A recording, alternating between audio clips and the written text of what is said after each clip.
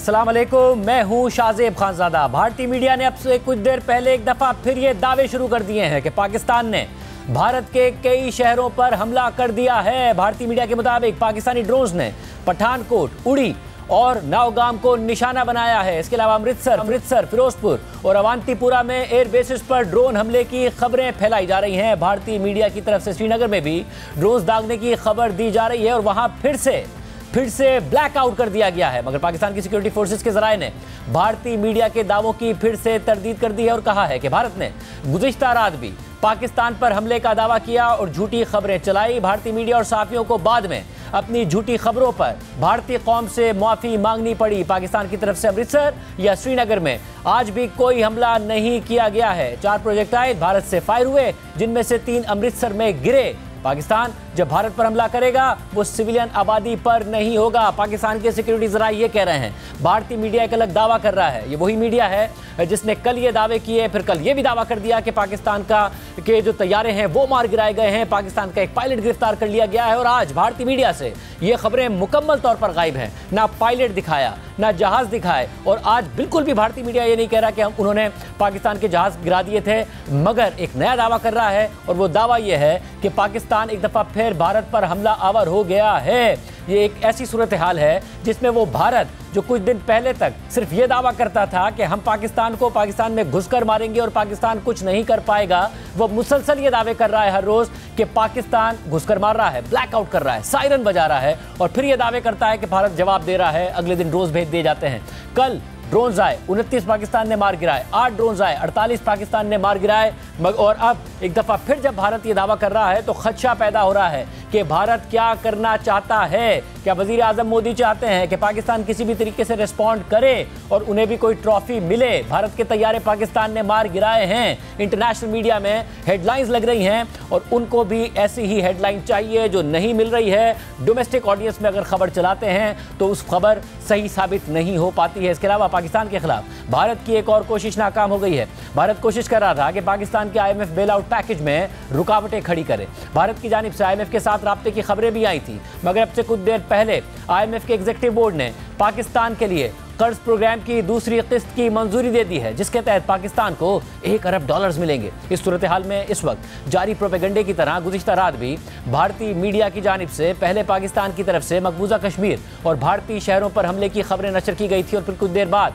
भारत की जानिब से लाहौर और कराची समेत पाकिस्तान के तमाम बड़े शहरों को तबाह करने या उन पर कब्जा करने का प्रोपेगेंडा किया गया था। पाकिस्तान के जंगी तैयारे गिराने और पायलट को गिरफ्तार करने की खबरें चलाई गई थी। झूठ और फेक न्यूज़ का तूफान खड़ा किया गया, जाली वीडियोस नशर की गई और फिर दुनिया के सामने भारत का मजाक बन गया। पाकिस्तानी मीडिया और अवाम तो भारत के इस फेक न्यूज़ प्रोपेगेंडा को एक्सपोज कर ही रहे थे, क्योंकि कराची, लाहौर, सियालकोट और जिन दीगर शहरों को तबाह करने की भारतीय मीडिया खबरें चला रहा था, वहाँ अवाम सुकून से मामूल के मुताबिक जिंदगी गुजार रहे थे। और आलमी मीडिया भी भारतीय मीडिया के दावों पर यकीन करने को तैयार नजर नहीं आ रहा था, क्योंकि बैनुल-अक़वामी मीडिया के नुमाइंदे भी पाकिस्तान में इन शहरों में मौजूद होते हैं और वो ये तमाम रिपोर्ट्स अपने अपने नेटवर्क्स को दे रहे थे। और फिर आज सुबह से खुद भारतीय शहरी भारतीय मीडिया पर चढ़ाई कर रहे हैं, झूठी खबरें चलाकर खुद भारत में खौफ और हिरास फैलाने पर तनकीद कर रहे हैं। मगर जहां पाकिस्तान में किसी भी भारतीय जारियत से निमटने के लिए दिफाई सतह पर मुकम्मल तैयारी की गई है तो अवामी सतह पर माहौल पुरसुकून नजर आ रहा है। लेकिन भारत में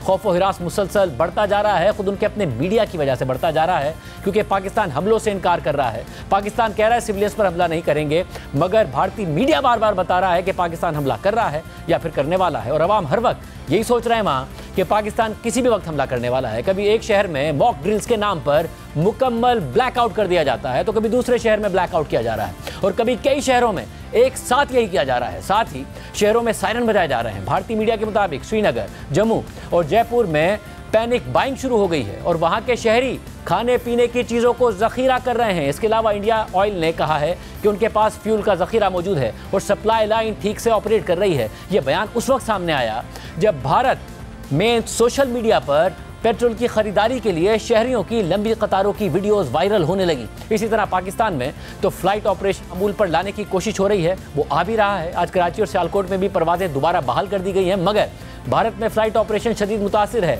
भारत की सिविल एविएशन अथॉरिटी ने पाकिस्तान के हमले के पेश नज़र 24 एयरपोर्ट्स को आर्जी तौर पर बंद कर दिया है। वॉशिंगटन पोस्ट के मुताबिक भारत में बेचैनी के आसार बढ़ रहे हैं। ये अमरीकी अखबार कह रहा है कि भारत में बेचैनी के आसार बढ़ रहे हैं। भारतीय सरकारी एहलकार ने भारतीय न्यूज एजेंसी को बताया कि कम से कम 21 एयरपोर्ट्स हफ्ते तक बंद रहेंगे। भारतीय एयरलाइन इंडिगो ने बुध को 165 फ्लाइट्स मंसूख करने का ऐलान कर दिया, जबकि एयर इंडिया और इंडिया एक्सप्रेस ने भी इतनी ही फ्लाइट्स कैंसिल कर दी हैं। अमृतसर एयरपोर्ट की अचानक बंदिश से एयर इंडिया की अमृतसर जाने वाली 2 इंटरनेशनल फ्लाइट्स का रुख दिल्ली की तरफ करना पड़ा। खबर के मुताबिक शुमाली और मगरबी शहरों के कई हिस्सों में एनी शाहिदीन ने बताया है कि जुमेरात को उनके शहरों में बिजली बंद कर दी गई थी। सिर्फ यही नहीं, भारत में जारी दुनिया की सबसे बड़ी क्रिकेट लीग IPL को एक हफ्ते के लिए मुलतवी कर दिया गया। पहले खबर आई कि उसे मुलतवी कर दिया गया है, फिलहाल सितंबर में वो होगी। फिर खबर आई कि एक हफ्ते के लिए मुलतवी किया गया है, जबकि कल रात धर्मशाला में जारी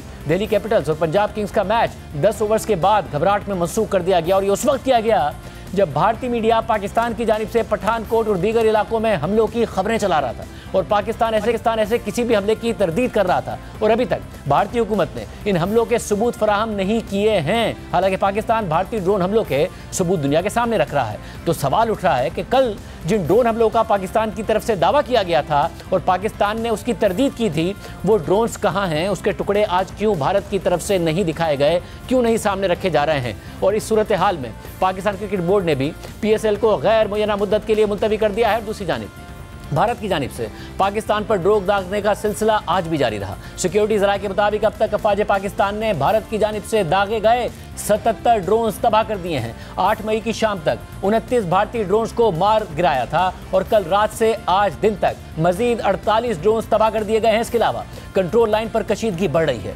सिक्योरिटी ज़राए के मुताबिक कंट्रोल लाइन पर भारत की जानिब से आज़ाद कश्मीर की शहरी आबादियों को निशाना बनाने का सिलसिला जारी है। कमसिन बच्ची और खातून समेत 5 अफराद शहीद हो गए, 10 अफराद जख्मी हो गए। आज़ाद कश्मीर में मुतादिद मकानात को नुकसान पहुंचा है।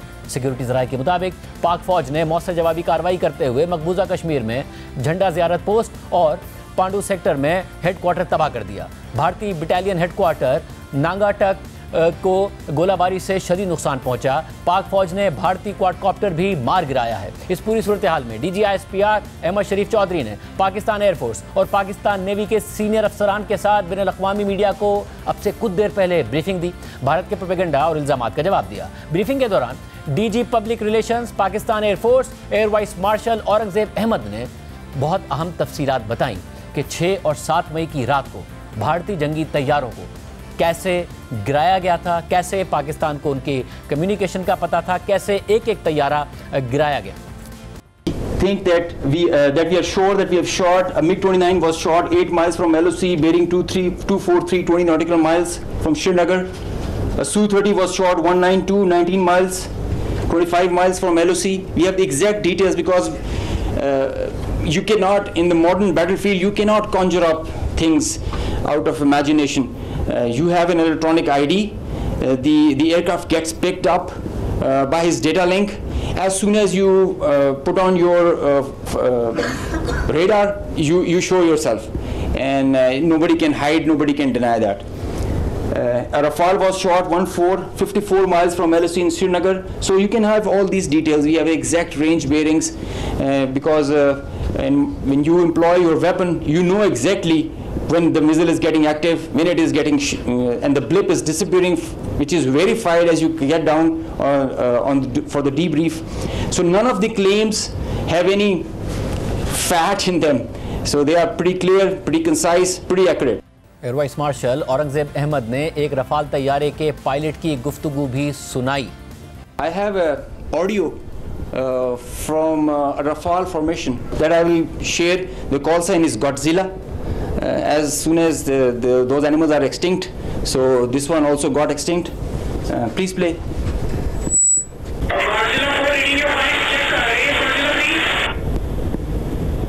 So he's asking whereabouts of his formation member.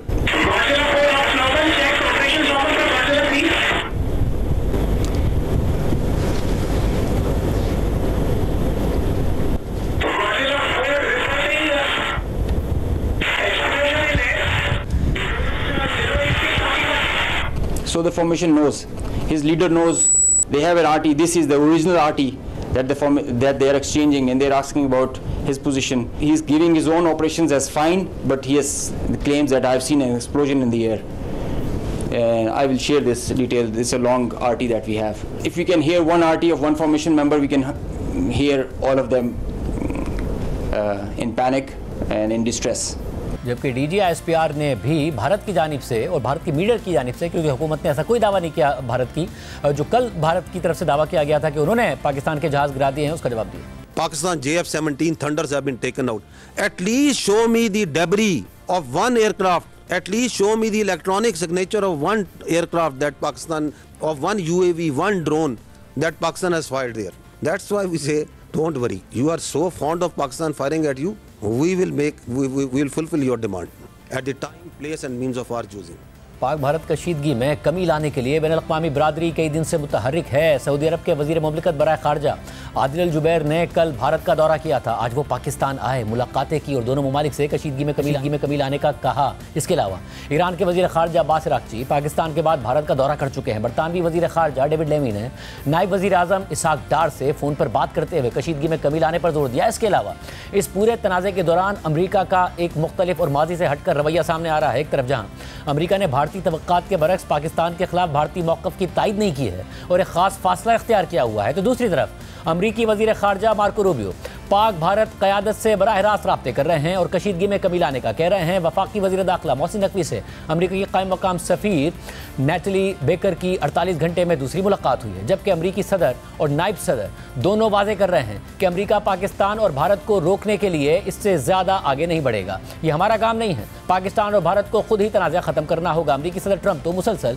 इसी तरह का मौक़िफ़ इख्तियार कर रहे थे, मगर ये भी कह रहे थे कि दोनों सच्चे ताल्लुकात हैं, कहेंगे तो किरदार अदा करूँगा। नायब सदर JD वेंस ने फॉक्स न्यूज़ को दिए गए इंटरव्यू में कहा है कि हम चाहते हैं कि जितनी जल्दी हो सके कशीदगी में कमी आए, लेकिन हम इन ममालिक को कंट्रोल नहीं कर सकते। हम ये कोशिश कर सकते हैं कि तनाव थोड़ा बहुत कम करने के लिए दोनों ममालिक की हौसला अफजाई करें, लेकिन हम एक ऐसी जंग के बीच में मुदाखलत नहीं करेंगे जिससे हमारा कोई सरोकार नहीं है।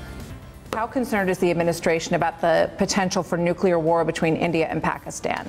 Well, look, we're concerned about any time nuclear powers collide and have a major conflict. What we've said, what Secretary Rubio said, and certainly the President has said, is we want this thing to de-escalate as quickly as possible. We can't control these countries, though. Fundamentally, India has its gripes with Pakistan. Pakistan has responded to India. What we can do is try to encourage these folks to de-escalate a little bit, but we're not going to get involved in the middle of war that's fundamentally none of our business and has nothing to do with America's ability to control it. You know, America can't tell the Indians to lay down their arms. We can't tell the Pakistanis to lay down their arms. And so we're going to continue to pursue this thing through diplomatic channels. Our hope and our expectation is that this is not going to spiral into a broader regional war or, God forbid, a nuclear conflict. But sure, we're worried about these things. But I think the job of diplomacy, but also the job of cooler heads in India and Pakistan, is to make sure this doesn't become a nuclear war. If it happened, of course, it would be disastrous. Right now, we don't think that's going to happen. इसके अलावा आज अमरीकी वज़ारत ख़ारजा की तर्जुमान Temi Bruce ने press briefing के दौरान पाकिस्तान के पहलगाम वाक़े की तहकीकात की पेशकश की हिमायत कर दी है। मैं यहाँ कुछ बातें ज़रूर कहूँगी। हम भारत और पाकिस्तान दोनों पर जोर देते रहे हैं कि वो इस मसले का एक जिम्मेदाराना हल निकालें और ये मौक़िफ़ हमने शुरू से अपनाया है। इस वक्त जो सबसे अहम बात है वो ये कि बातचीत हो रही है और हम दोनों हुकूमतों से मुख्तलिफ सतहों पर राब्ते में हैं। अलबत्ता हम इन बातचीत की तफसीलात पर बात नहीं करेंगे। हमारे रद्द-ए-अमल के बारे में पहले ही काफ़ी कुछ रिकॉर्ड पर मौजूद है। पाकिस्तान की जानिब से आज़ादाना तहकीकात का मुतालबा सामने आया है कि दहशतगर्दी के वाक़े में असल में क्या हुआ, और हमारा मौक़िफ़ ये है कि जो लोग इसके ज़िम्मेदार हैं उन्हें इंसाफ के कटहरे में लाया जाए और हम ऐसी किसी भी कोशिश की हिमायत करते हैं। इस वक्त सबसे अहम बात यह है कि ये सिलसिला, ये आगे पीछे के हमले और बदलाबाजी बंद होनी चाहिए और फ़िलहाल हम इसी पर तवज्जो दे रहे हैं। और इस सारी की सारी सूरत हाल में अब इंडिया की तरफ से दावा किया जा रहा है कि पाकिस्तान ने इंडिया पर हमला कर दिया है, ड्रोन्स के ज़रिए हमला कर दिया है। पाकिस्तान इसको डिनाई कर रहा है। आलमी खबर रसाई इदारे रॉयटर्स के मुताबिक, उनके जो आई विटनेस अकाउंट है उसके मुताबिक जम्मू शहर में उन्होंने देखा है कि बहुत ज़्यादा मल्टीपल प्रोजेक्टाइल्स उनकी तरफ से देखे गए हैं। रॉयटर्स का आई विटनेस अकाउंट वो कोट कर रहे हैं। बहुत सारे कुछ मल्टीपल ब्लास्ट हुए हैं और ब्लैकआउट हुआ है जम्मू शहर में, इंडियन ऑक्यूपाइड कश्मीर में। इसके अलावा उनकी तरफ से ये रिपोर्ट किया गया है कि इंडियन ऑक्यूपाइड कश्मीर यानी मकबूजा कश्मीर में कुछ प्रोजेक्टाइल्स गिरे हैं और वो देखे गए थे स्काई पर और ब्लैकआउट हुआ है। इसके अलावा वहाँ पर रिपोर्ट किया जा रहा है कि कुछ जो ब्लास्ट हैं वो अमृतसर शहर में 4 ब्लास्ट की जो है वो आवाज़ सुनाई गई है। भारत कल की तरह एक दफ़ा फिर दावा कर रहा है कि ये जो हैं ये पाकिस्तान की तरफ से हमले हैं। पाकिस्तान एक दफ़ा फिर डिनाई कर रहा है। रॉयटर्स इस बात को की तस्दीक कर रहा है कि ब्लास्ट बहरहाल जम्मू में हुए हैं, इसके अलावा अमृतसर में हुए हैं। इसके अलावा एक ब्लास्ट सुना गया जो कि हैवी ब्लास्ट था श्रीनगर एयरपोर्ट पर, और अब जो है उसके अब खामोशी नज़र आ रही है, मगर ये वाक़यात ज़रूर वो रिपोर्ट कर रहे हैं कि हुए हैं। और भारतीय मीडिया कह रहा है कि ये जो वाक़यात हुए हैं ये पाकिस्तान ने किए हैं। पाकिस्तान कह रहा है कि इसमें पाकिस्तान का कोई हाथ नहीं है। कल भी बहुत ज़्यादा भारत की तरफ से बातें की गई। पहले ये कहा गया कि पाकिस्तान ने हमला किया है, और फिर बात इस तरीके से आगे बढ़ी कि उन्होंने कहा कि भारत जवाब दे रहा है, फिर कहा कि भारत की फ़ौज अंदर घुस गई है, फिर कहा कि सियालकोट पर हमला हुआ, फिर कहा लाहौर पर हमला हुआ, फिर कहा कराची पोर्ट पर हमला हुआ, फिर कहा कि पूरे के पूरे पाकिस्तान के टुकड़े टुकड़े होने वाले हैं। इस किस्म की बातें की गई। पाकिस्तानी उन्हें सोशल मीडिया पर फैक्ट चेक करते रहे। खुद भारतीय मीडिया की क्रेडिबिलिटी पर आज सुबह से उनके अपने लोगों ने सवाल उठाना शुरू किया कि हमें कल रात को क्या झूठा प्रोपेगेंडा दिखाया गया था। मगर उसके बाद जो लोग फैक्ट चेक कर रहे थे, मोदी हुकूमत ने उनके अकाउंट्स बंद करना शुरू कर दिए हैं। भारतीय मीडिया चैनल्स के नहीं बंद किया गया कि और भारतीय में आवाम सवाल उठा रहे हैं। रात सुबह तनकीद हुई और इतनी तनकीद हुई कि पूरे सोशल मीडिया पर भारतीयों ने सवाल उठाया कि हमसे झूठ बोला गया, हमें गुमराह किया गया, मिसगाइड किया गया। और जो भारतीय अदाकारा हैं सोनाक्षी सिन्हा, उन्होंने तो भारतीय मीडिया पर बहुत तनकीद की कि क्या हाल हो गया, एक मजाक बन के रह गया है भारतीय मीडिया का, भारतीय न्यूज़ मीडिया का। और फिर एक चैनल आज तक को माफ़ी मांगनी पड़ी। कल भारतीय मीडिया खबरें चला रहा था, फुटेज दिखा रहा था कि पाकिस्तान मिसाइल हमला कर रहा है और इंडिया डिफेंड कर रहा है, और जो इसराइल का आयरन डोम है वो निज़ाम जो है उसकी जो फुटेज थी वो फुटेज दिखा रहा था और बता रहा था कि भारत के पास ये निज़ाम मौजूद है। हालांकि इसराइल के अलावा वो निज़ाम किसी के पास मौजूद नहीं है। और इस दौरान जो सहाफ़ी भारतीय मीडिया को फैक्ट चेक करते रहे हैं या खबरदार करते रहे हैं कि सच बताया जाए, तो बजाय उसके है कि भारतीय हुकूमत फेक न्यूज़ फैलाने वालों के खिलाफ कार्रवाई करती, उसने फैक्ट चेक करने वाले और निस्बतन मुतवाज़न रिपोर्टिंग करने वालों पर ही पाबंदियां लगाना शुरू कर दी हैं। भारतीय डिजिटल मीडिया प्लेटफॉर्म दी वायर ने भारत के 4 जहाज़ गिराए जाने की तस्दीक करने का इंटरव्यू चलाया और फिर आज मोदी हुकूमत ने उस पर पाबंदी लगा दी। उस इंटरव्यू में खुद भारतीय मीडिया रिपोर्ट्स का हवाला देकर यह दावा किया गया था। देखिए प्रवीण सानी ने भारतीय मीडिया की ही रिपोर्टिंग से कैसे साबित किया है कि 4 भारतीय तैयारे तबाह किए गए। On the 7th morning, after the night of Operation Sindoor, India Today television with their prominent anchor Gaurav Sawant, I saw his program, a clip of that, where he was talking to his local journalist in Pampore, which is south of Kashmir, and he was giving a report of what's going on there. And he said that, look, the Srinagar airport has been closed. Then he said that a jet has fallen here and the parts of the jet, they are all over. And then he said that the Indian Air Force commandos and security people, they have come and cordoned off the whole thing. He further added that there are 3 such instances that have happened in Jammu and Kashmir. Now, I take that as perhaps correct. After that, there were reports that appeared in 3 prominent papers, Hindu, Indian Express and Tribune, which said that a jet has crashed in Bhatinda. 3 there, 1 here. I'm quite happy to say that perhaps this is what has happened. 3 in Kashmir, 1 in Bhatinda, making a total of 4. And the key thing here is that it was said that the Indian Air Force people were cordoning off the area. Now, why would the Indian Air Force do that? इसके बाद मोदी हुकूमत ने भारत के ही इस platform दी wire पर भारत में ही पाबंदी लगा दी है। हालांकि जो झूठ खबरें फैला रहे थे, जिन्हें माफिया भी मांगनी पड़ रही हैं, उन पर कोई पाबंदी नहीं लगाई है। अब भारत एक दफ़ा फिर दावा कर रहा है कि पाकिस्तान ने भारत पर हमला कर दिया है। पाकिस्तान इसको डिनाई कर रहा है। आलमी खबर रसा इदारा रॉयटर्स रिपोर्ट कर रहा है कि उनके आई विटनेस अकाउंट हैं कि अमृतसर में ब्लास्ट सुने गए, फिर सायरन्स बजने की आवाज़ें आई। इसके अलावा प्रोजेक्टाइल्स भी आसमान पर नज़र आ रहे थे। इसके जो ब्लास्ट सुने गए, जो अब वो नहीं सुने जा रहे हैं, अमृतसर और जम्मू में जो है वो ब्लास्ट सुने गए। इसके अलावा हैवी ब्लास्ट सुना गया श्रीनगर एयरपोर्ट पर। पाकिस्तान डिनाई कर रहा है और इंडियन मीडिया ये दावा कर रहा है। क्या इंडिया किसी और चीज़ की तैयारी कर रहा है? पाकिस्तान में जो अस्करी तौर पर पाकिस्तानी सारे मामले को कैसे देख रहा है। हमारे साथ मौजूद हैं लेफ्टिनेंट सईद साहब, जो साबिक चीफ ऑफ जनरल स्टाफ हैं, साबिक कोर कमांडर कराची हैं, साबिक डीजी रेंजर्स सिंध हैं। बैनुल-अक़वामी मीडिया पर जाकर भी उन्होंने इस हवाले से पाकिस्तान का मुकदमा पेश किया है। हालिया रिटायर हुए हैं, क्या पाकिस्तान की मिलिट्री कैपेबिलिटीज़ हैं, वो किस तरह रीड कर रहे हैं कि वज़ीर आज़म मोदी इस सारी सूरत हाल में क्या चाह रहे हैं और पाकिस्तान को क्या करना चाहिए। जनरल साहब बहुत शुक्रिया हमें ज्वाइन करने के लिए। जनरल साहब, कल अचानक ये हुआ, भारत ने पैनिक क्रिएट किया, अपने अवाम में भी पैनिक क्रिएट किया कि पाकिस्तान ने हमला कर दिया है। एक दफ़ा फिर अभी एज ऑफ नाउ जब आप और मैं बात कर रहे हैं, भारत फिर यही रिपोर्ट कर रहा है कि शहरों में ब्लैकआउट हो गया है, पाकिस्तान ने 11 मकामात पर ड्रोन्स के जरिए हमला कर दिया है और इंडियन जो मिलिट्री है वो उनका सामना कर रही है और उनको स्ट्राइक डाउन करने की कोशिश कर रही है। कल भी यही किया, उसके बाद आज एक दफ़ा फिर 48 ड्रोन्स भेज दिए और जो कि पाकिस्तान ने मार गिराए। आप क्या समझ रहे हैं एज ए मिलिट्री स्ट्रेटजी, क्या समझ में आ रहा है जब पाकिस्तान डिनाई कर रहा है कि हम नहीं इसमें मुलव्विस? काजिर साहब अस्सलाम वालेकुम। पहले तो बहुत बहुत शुक्रिया कि आपने मुझे टाइम दिया।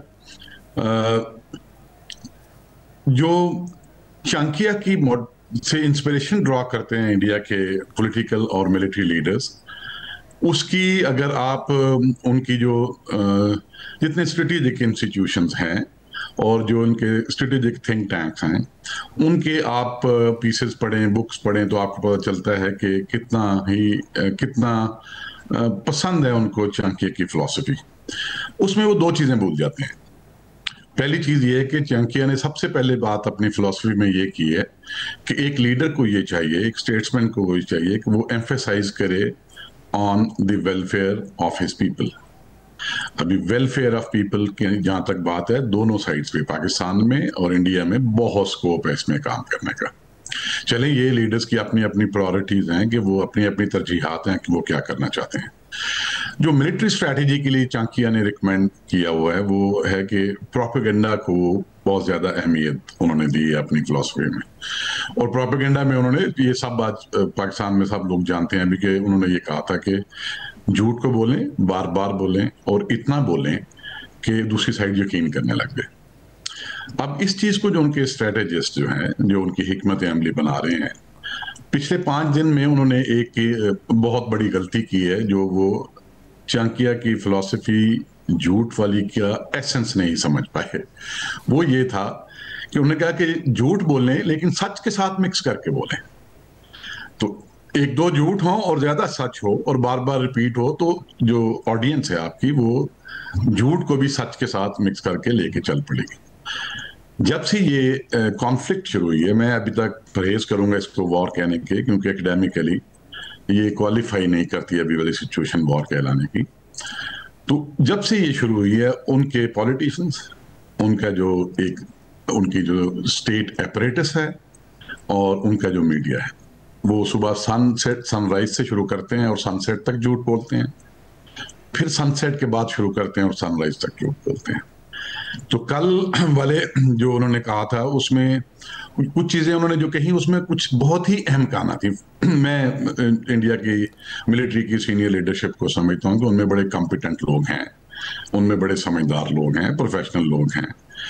अभी जो कल उन्होंने एक पाकिस्तान पे इल्जाम लगाया कि पाकिस्तान ने 5 मिसाइल मारे हैं और उनमें से 3 जो हैं वो सिखों के इबादत गाहों पे मारे, सिविलियन एरियाज में मारे। अगर मैं कहीं वहां बैठा होता और मुझे ये कहा जाता कि हम ये पोजीशन लेने लगे हैं, तो मैं उनको कहता अपनी लीडरशिप को कि भाई इस वक्त दुनिया में बहुत सारे ऐसे मुल्क हैं जिनके पास 24/7 रियल टाइम में ये सलाहियत है कि वो देख सकते हैं कि पूरे प्लेनेट अर्थ पे कहाँ पे मिसाइल फायर हुआ है, चाहे वो टेस्ट फायर हो, किस लोकेशन से हुआ है, क्या ट्रेजेक्टरी थी, कितना डिस्टेंस ट्रेवल किया, पॉइंट ऑफ इम्पैक्ट क्या है। तो खुदा के लिए ये मत करो, अगर ये करोगे तो ये कल को साबित नहीं कर सकेंगे। एज मिलिट्री स्ट्रेटजी जाहिर उनका एक बयानिया ये था और नैरेटिव ये था कि पाकिस्तान इतना कमजोर हो गया है, घुस के हम मारेंगे और पाकिस्तान कुछ नहीं कर सकेगा। मिलिट्री स्ट्रेटजी में ये बात कि वो 2 दिन से ये बता रहे हैं कि पाकिस्तान घुस घुस के मार रहा है और पाकिस्तान मुसलसल हम पर हमले कर रहा है। ये जो ये उल्टा नैरेटिव है ना, ये क्यों अपना ही नैरेटिव उलट दिया है उन्होंने? क्या कुछ करना चाह रहे हैं आपके ख्याल में? क्या कुछ पाकिस्तान के खिलाफ ऐसा एक्शन लेना चाह रहे हैं? क्योंकि ये नैरेटिव बनाते हैं, अगले दिन ड्रोन्स भेज देते हैं।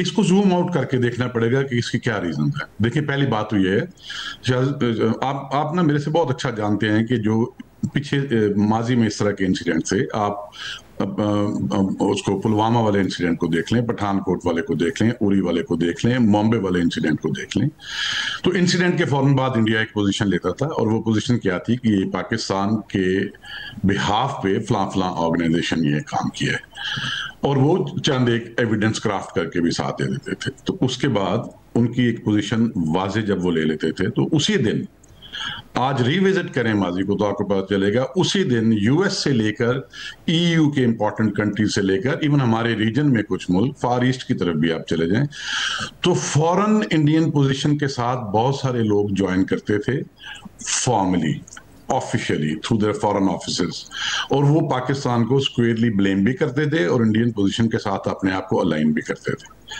अब 22 अप्रैल से अब तक कितने दिन गुजर चुके हैं? आप जो मीडिया पे या जो इनफरादी लोगों के ओपिनियन हैं, जो तज़िया, उसको छोड़ दें।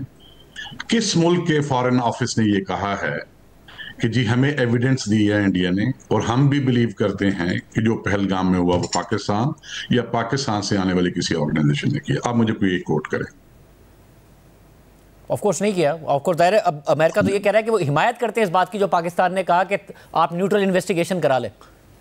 ओके, एक तो ये, दूसरी मुझे ये बात बताएं कि वो अपने लोगों के लिए, पाकिस्तान के लिए या इंटरनेशनल कम्युनिटी की कंजम्पशन के लिए कौन सा उन्होंने कोई ऐसा एविडेंस सामने रखा है जो बहुत कन्विंसिंग हो? दायरे नहीं रखा, वरना पाकिस्तान के खिलाफ एक बयानिया बन गया होता, डिप्लोमेटिकली भी और इंटरनेशनल मीडिया में भी। जी जी जी। अब ये याद रखें कि जब भी कॉन्फ्लिक्ट सिचुएशन हो तो there is a day of conflict and there is a day after.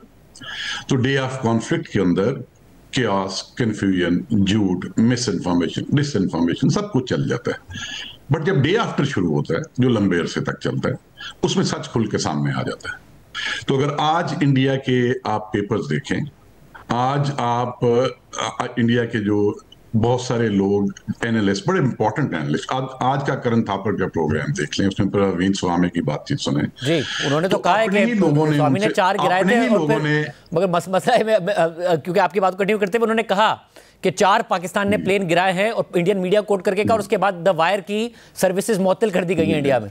उन्होंने अभी ये प्लेन गिराने की बात नहीं, सिर्फ लोग क्वेश्चन करने लग गए हैं कि हमारा मीडिया हमें झूठ बोल रहा है, हमारी गवर्नमेंट हमें झूठ बोल रही है, और 1 2 4 5 नहीं, बहुत लोग करने लगे हैं, और ये क्वेश्चंस बढ़ने आगे जाके। तो एक तो ये होगी बात। एक सबसे अहम बात जो है वो सबको जो पाकिस्तान में खास तौर पे समझनी चाहिए, और मैं समझता हूँ हमारे नौजवानों को समझनी चाहिए।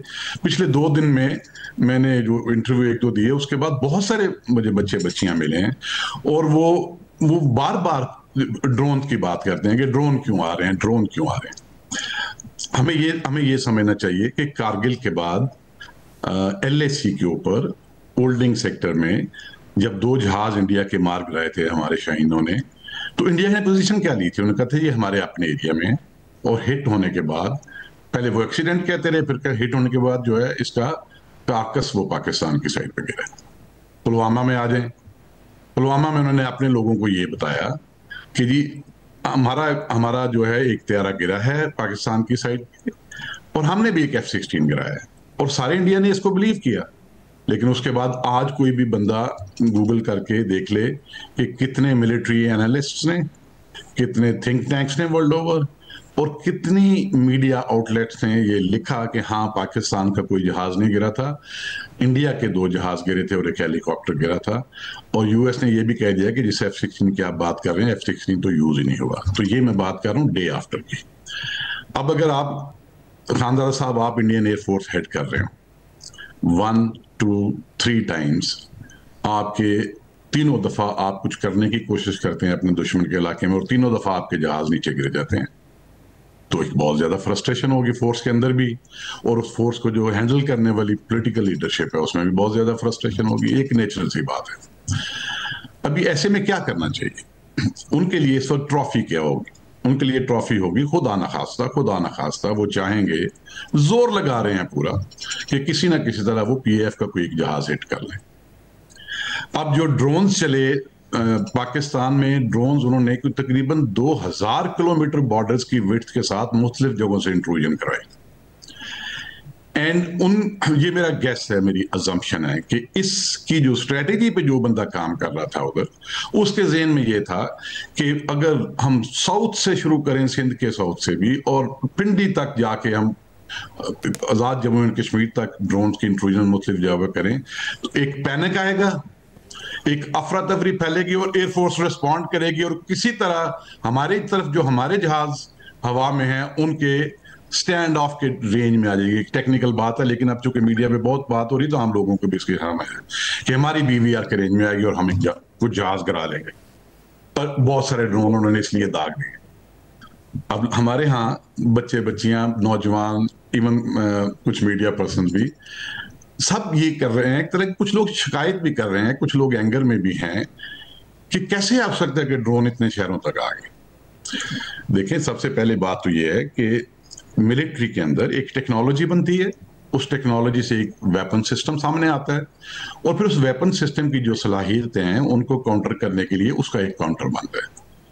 तो अब तक दुनिया में जो एयर डिफेंस के सिस्टम बने हैं वो जहाज़ों के अगेंस्ट बने हैं। जहाज का एक साइज है, जहाज की एक स्पीड है, जहाज की कुछ डायनामिक्स हैं।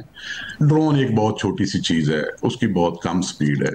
तो जितने एयर डिफेंस सिस्टम है वो बुनियादी तौर पे बने ही नहीं है ड्रोन्स के लिए।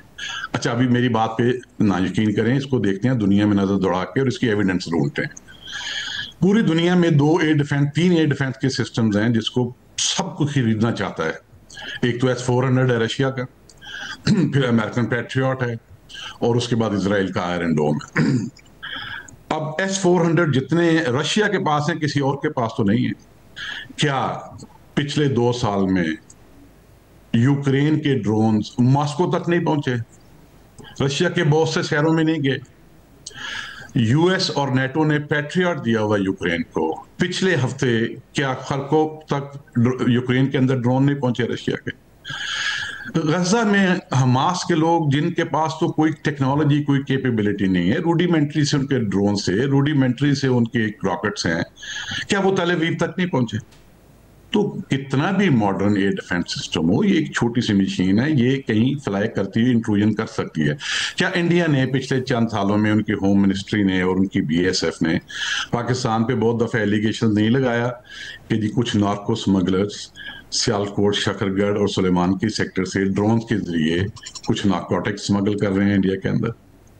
तो इससे कोई परेशानी की बात नहीं है। मगर जब आप कहते हैं कि परेशानी की बात नहीं है और इतनी देर तक है, हमारे लोगों को किस चीज पे फख्र करना चाहिए?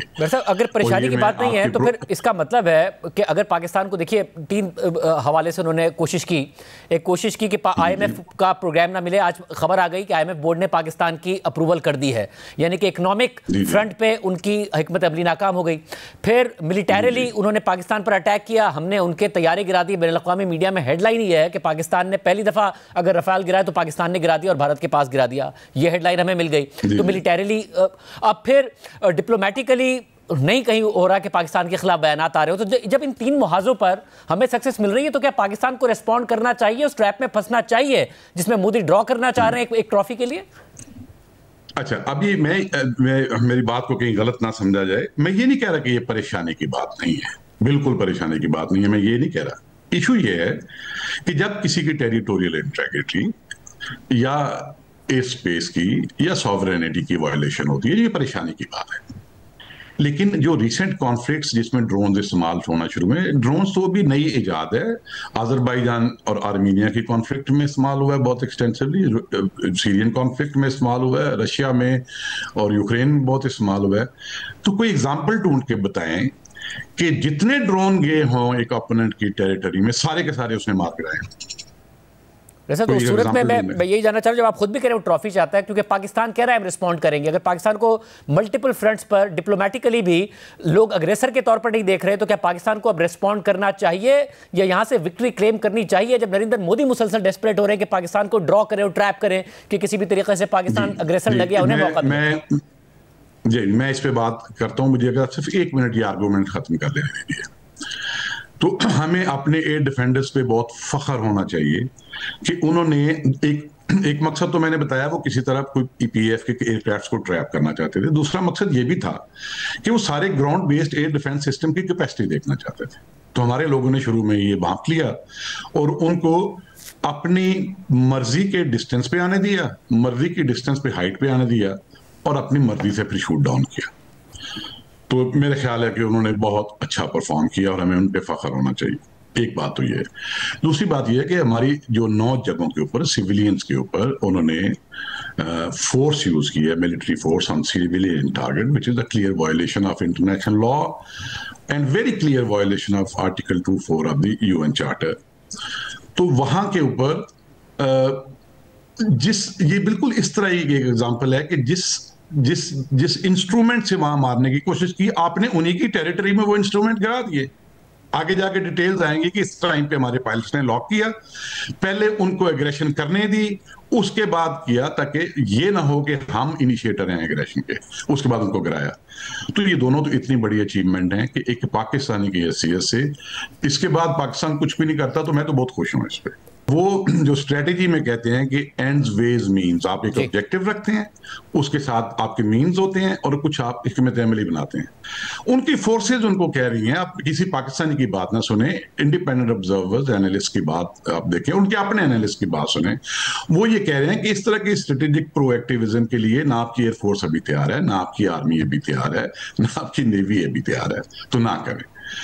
अब वो क्या कर रहे हैं कि वो करना भी कुछ चाहते हैं, मसला अपना दिखाना चाहते हैं, फोर्सेस भी पूरी तैयार नहीं है, तो वो छोटी छोटी ऐसी हरकतें कर रहे हैं जिससे वो अपनी अवाम को, जिसको उन्होंने 11 साल में चार्ज कर दिया है, इतना ज्यादा चार्ज कर दिया है मजहब के सेंटीमेंट के, हम पाकिस्तान को उड़ा के रख देंगे, ऐसे उन्होंने अपने आप को एक बंद गली में खड़ा कर लिया है। उनके पास अभी कोई और ऑप्शन ही नहीं है।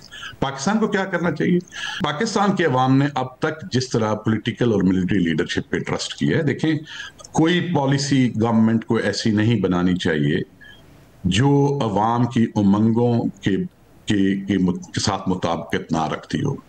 लोगों की, अवाम की एस्पिरेशंस का पॉलिसी को ख्याल करना चाहिए, लेकिन सिर्फ अवाम की उमंगों का ख्याल नहीं करना चाहिए, उन्हें बहुत सारे और फैक्टर्स को बैलेंस आउट करना होता है साथ। तो अगर हमारी पॉलिटिकल और मिलिट्री लीडरशिप ने कह दिया है कि वी विल रिस्पॉन्ड, तो हमें बड़े तहम्मुल से, जिस तरह पिछले 5 दिन में सबने मुजाहरा किया, इसी तरह तहम्मुल से हमें देखना चाहिए कि वो बाकी सारे फैक्टर्स को बैलेंस आउट करके किस तरह, किन जराए के साथ, कहां, किस वक्त रिस्पॉन्ड करेंगे, और हमें ट्रस्ट करना चाहिए। सब और ये मुझे बताइएगा कि ये जो इमेज प्रॉब्लम है, जब आप भी गए बैनुल अक़वामी मीडिया में, आपको भी बार बार उस सवाल का सामना करना पड़ा, आपने जवाबात दिए, मगर हमसे बार बार सवाल होता है पाकिस्तान की तारीख को लेके। पाकिस्तान बार बार कहता है कि जी तारीख जो भी थी हमने अब डिलीवर किया है, फैटिफ की आपने भी उस वक्त बात की।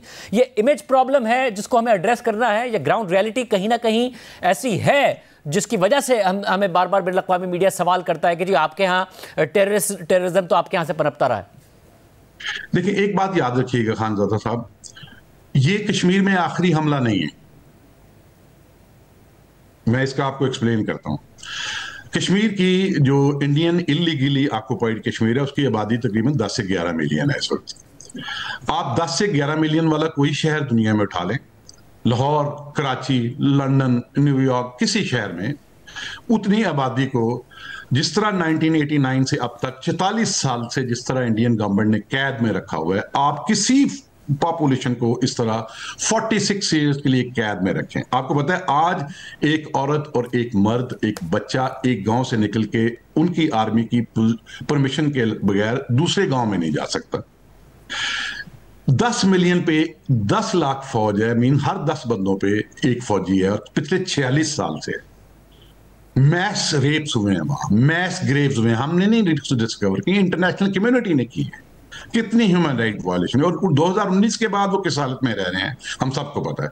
तो आप दुनिया में किसी शहर में ये कंडीशंस क्रिएट कर दें, एक टाइम आएगा कि वहां के बच्चे, वहां के नौजवान, जब उनके पास कुछ नहीं है तो वो पत्थर उठाएंगे और मारेंगे। पत्थर के बाद अगर उनको कहीं से वेपन मिल गया तो वो वेपन से मारेंगे, कहीं से बारूद मिल गया तो वो अपने साथ बांध के फट देंगे खुद, चाहे वो गजा हो, चाहे वो वेस्ट बैंक हो, चाहे वो कश्मीर हो, ये होगा।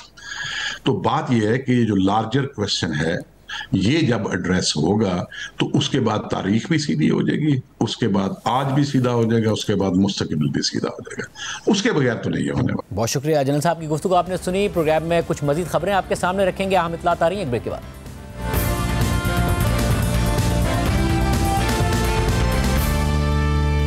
से थोड़ी देर पहले आई एक बड़ी खबर हम आपके सामने रख रहे हैं। बरतानवी अखबार दी टेलीग्राफ ने रिपोर्ट किया है कि भारत ने पाकिस्तान के साथ सरहदी झड़पों के बाद अपना मगरबी बहरी बेड़ा शुमाली बहरा अरब में कराची के करीब तैनात कर दिया है। यानी कि नरेंद्र मोदी इस वक्त जो वॉर थिएटर है उसको एक्सपैंड कर रहे हैं। भारतीय अखबार दी टेलीग्राफ के मुताबिक एक तरफ जो झड़पें थी उसमें उनके तैयारे मार गिराए गए, फिर ड्रोन्स आ रहे थे, और अब भारतीय अखबार बरतानवी अखबार दी टेलीग्राफ ये रिपोर्ट कर रहा है कि भारत ने पाकिस्तान के साथ सरहदी झड़पों के बाद अपना मगरबी बहरी बेड़ा शुमाली बहरा अरब में कराची के करीब तैनात कर दिया है। और कराची पोर्ट पाकिस्तान की 60% तिजारत का मरकज है। पाकिस्तान की बहरिया का हेड ऑफिस भी कराची में है।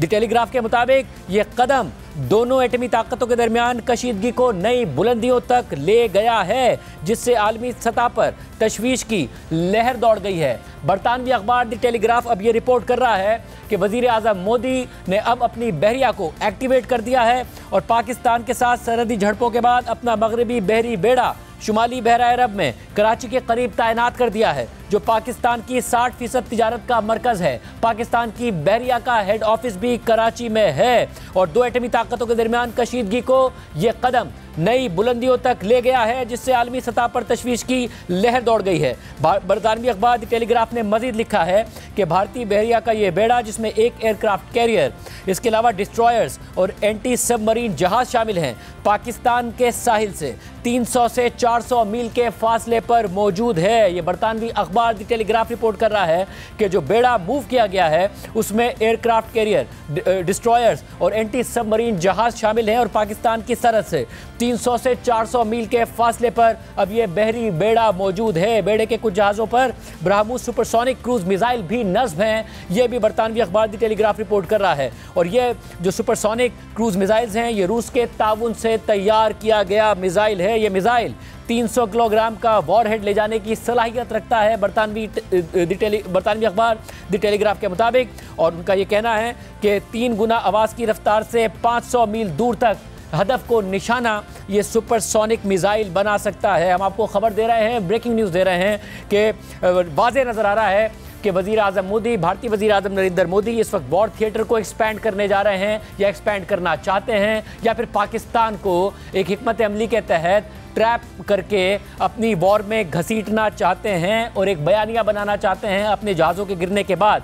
बरतानवी अखबार द टेलीग्राफ रिपोर्ट कर रहा है कि अब भारत ने अपना बहरी बेड़ा मूव करना शुरू कर दिया है और पाकिस्तान की जो कराची की बंदरगाह है उसके करीब तैनात कर दिया है। और इस बहरी बेड़े में एयरक्राफ्ट कैरियर, डिस्ट्रॉयर्स और एंटी सबमरीन जहाज शामिल हैं। पाकिस्तानी सरहद से 300 से 400 मील के फासले पर यह बहरी बेड़ा मौजूद है और पाकिस्तान की 60% तिजारत कराची में की पोर्ट से होती है। और यह कदम दोनों एटमी ताकतों के दरमियान कशीदगी को नई बुलंदियों तक ले गया है, जिससे आलमी सतह पर तशवीश की लहर दौड़ गई है। ये दी टेलीग्राफ रिपोर्ट कर रहा है।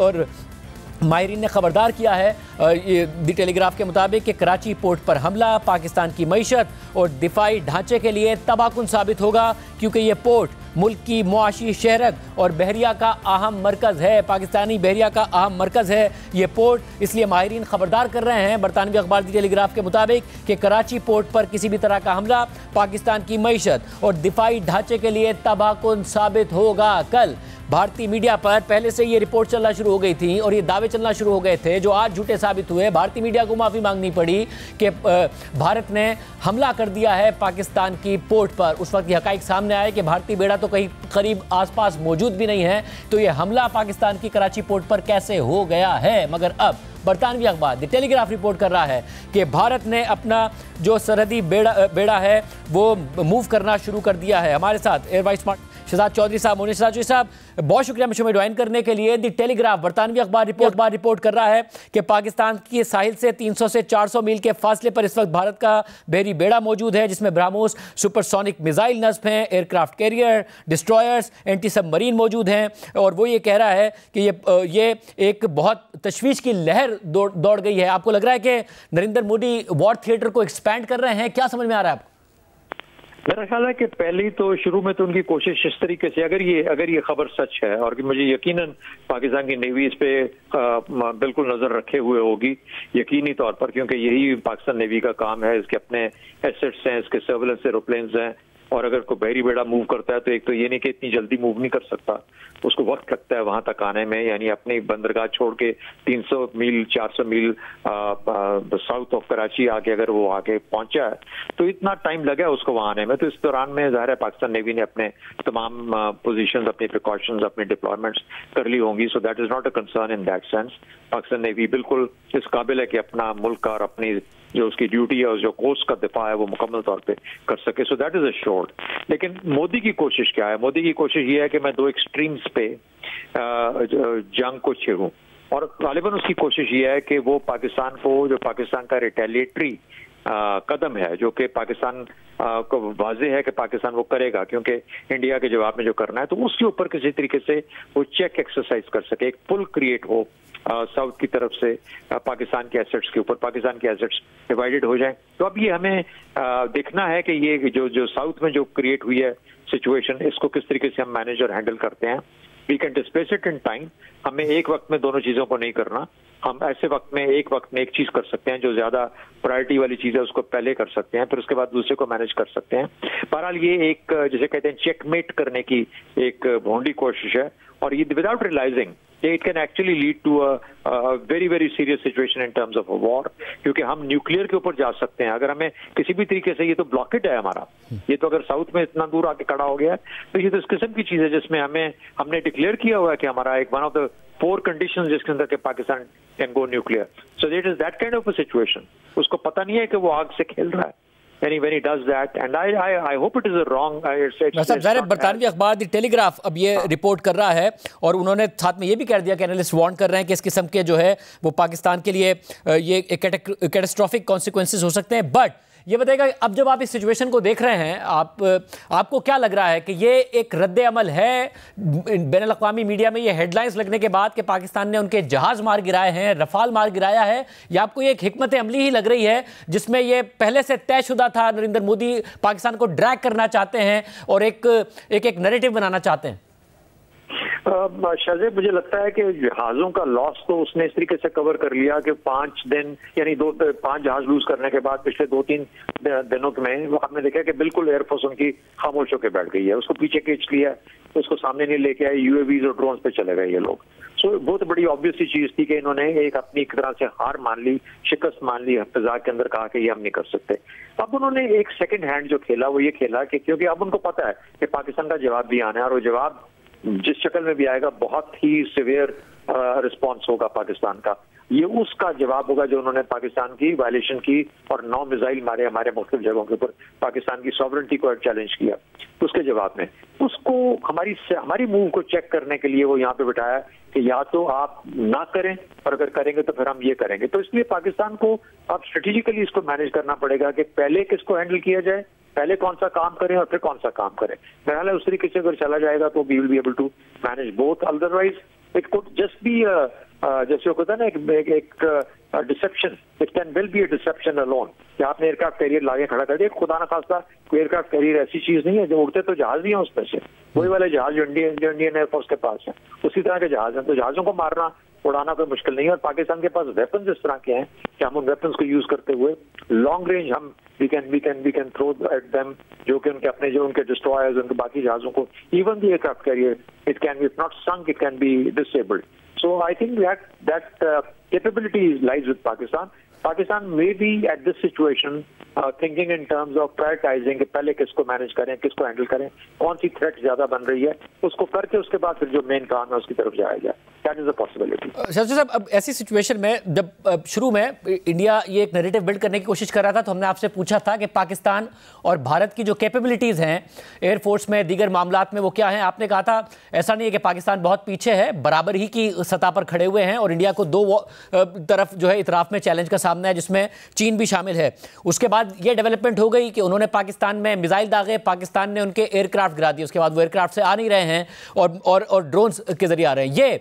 ये जो एयरक्राफ्ट कैरियर है, और मैं नाज़रीन को फिर बता दूं जिन्होंने ज्वाइन किया कि बरतानवी अखबार टेलीग्राफ रिपोर्ट कर रहा है कि जो बहरी बेड़ा है भारत का, उसने वो पाकिस्तान की स्ट्राइकिंग रेंज में लाके खड़ा कर दिया 300 से 400 मील दूर, और उस पर ब्रह्मोस मिसाइल भी मौजूद है जो कि वॉरहेड ले जाने की सलाहियत रखता है और 500 मील उसकी रेंज है। और ये एक खबर है, और खुद अखबार कह रहा है, बरतानवी अखबार के माहिरीन का ख्याल है कि पाकिस्तान की मईशत और दिफाई ढांचे के लिए तवाकुन ये साबित हो सकता है, क्योंकि पाकिस्तान की जो 60% तिजारत है वो कराची पोर्ट से होती है, पाकिस्तान की बहरिया का हेड ऑफिस यहाँ है ना। साहब, जब इस बात की का ख्याल आता है कि पाकिस्तान के पास अगर बहरी बेड़ा नहीं है, उनके पास है, ये कितना बड़ा चैलेंज है, क्योंकि एयर जो हवाई मामला था उसमें तो पाकिस्तान ने साबित कर दिया कि वो जो सुपीरियॉरिटी क्लेम कर रहे थे रफाल के बाद वो नहीं है। बहरी बेड़ा यहाँ पर क्या कंपैरिजन है?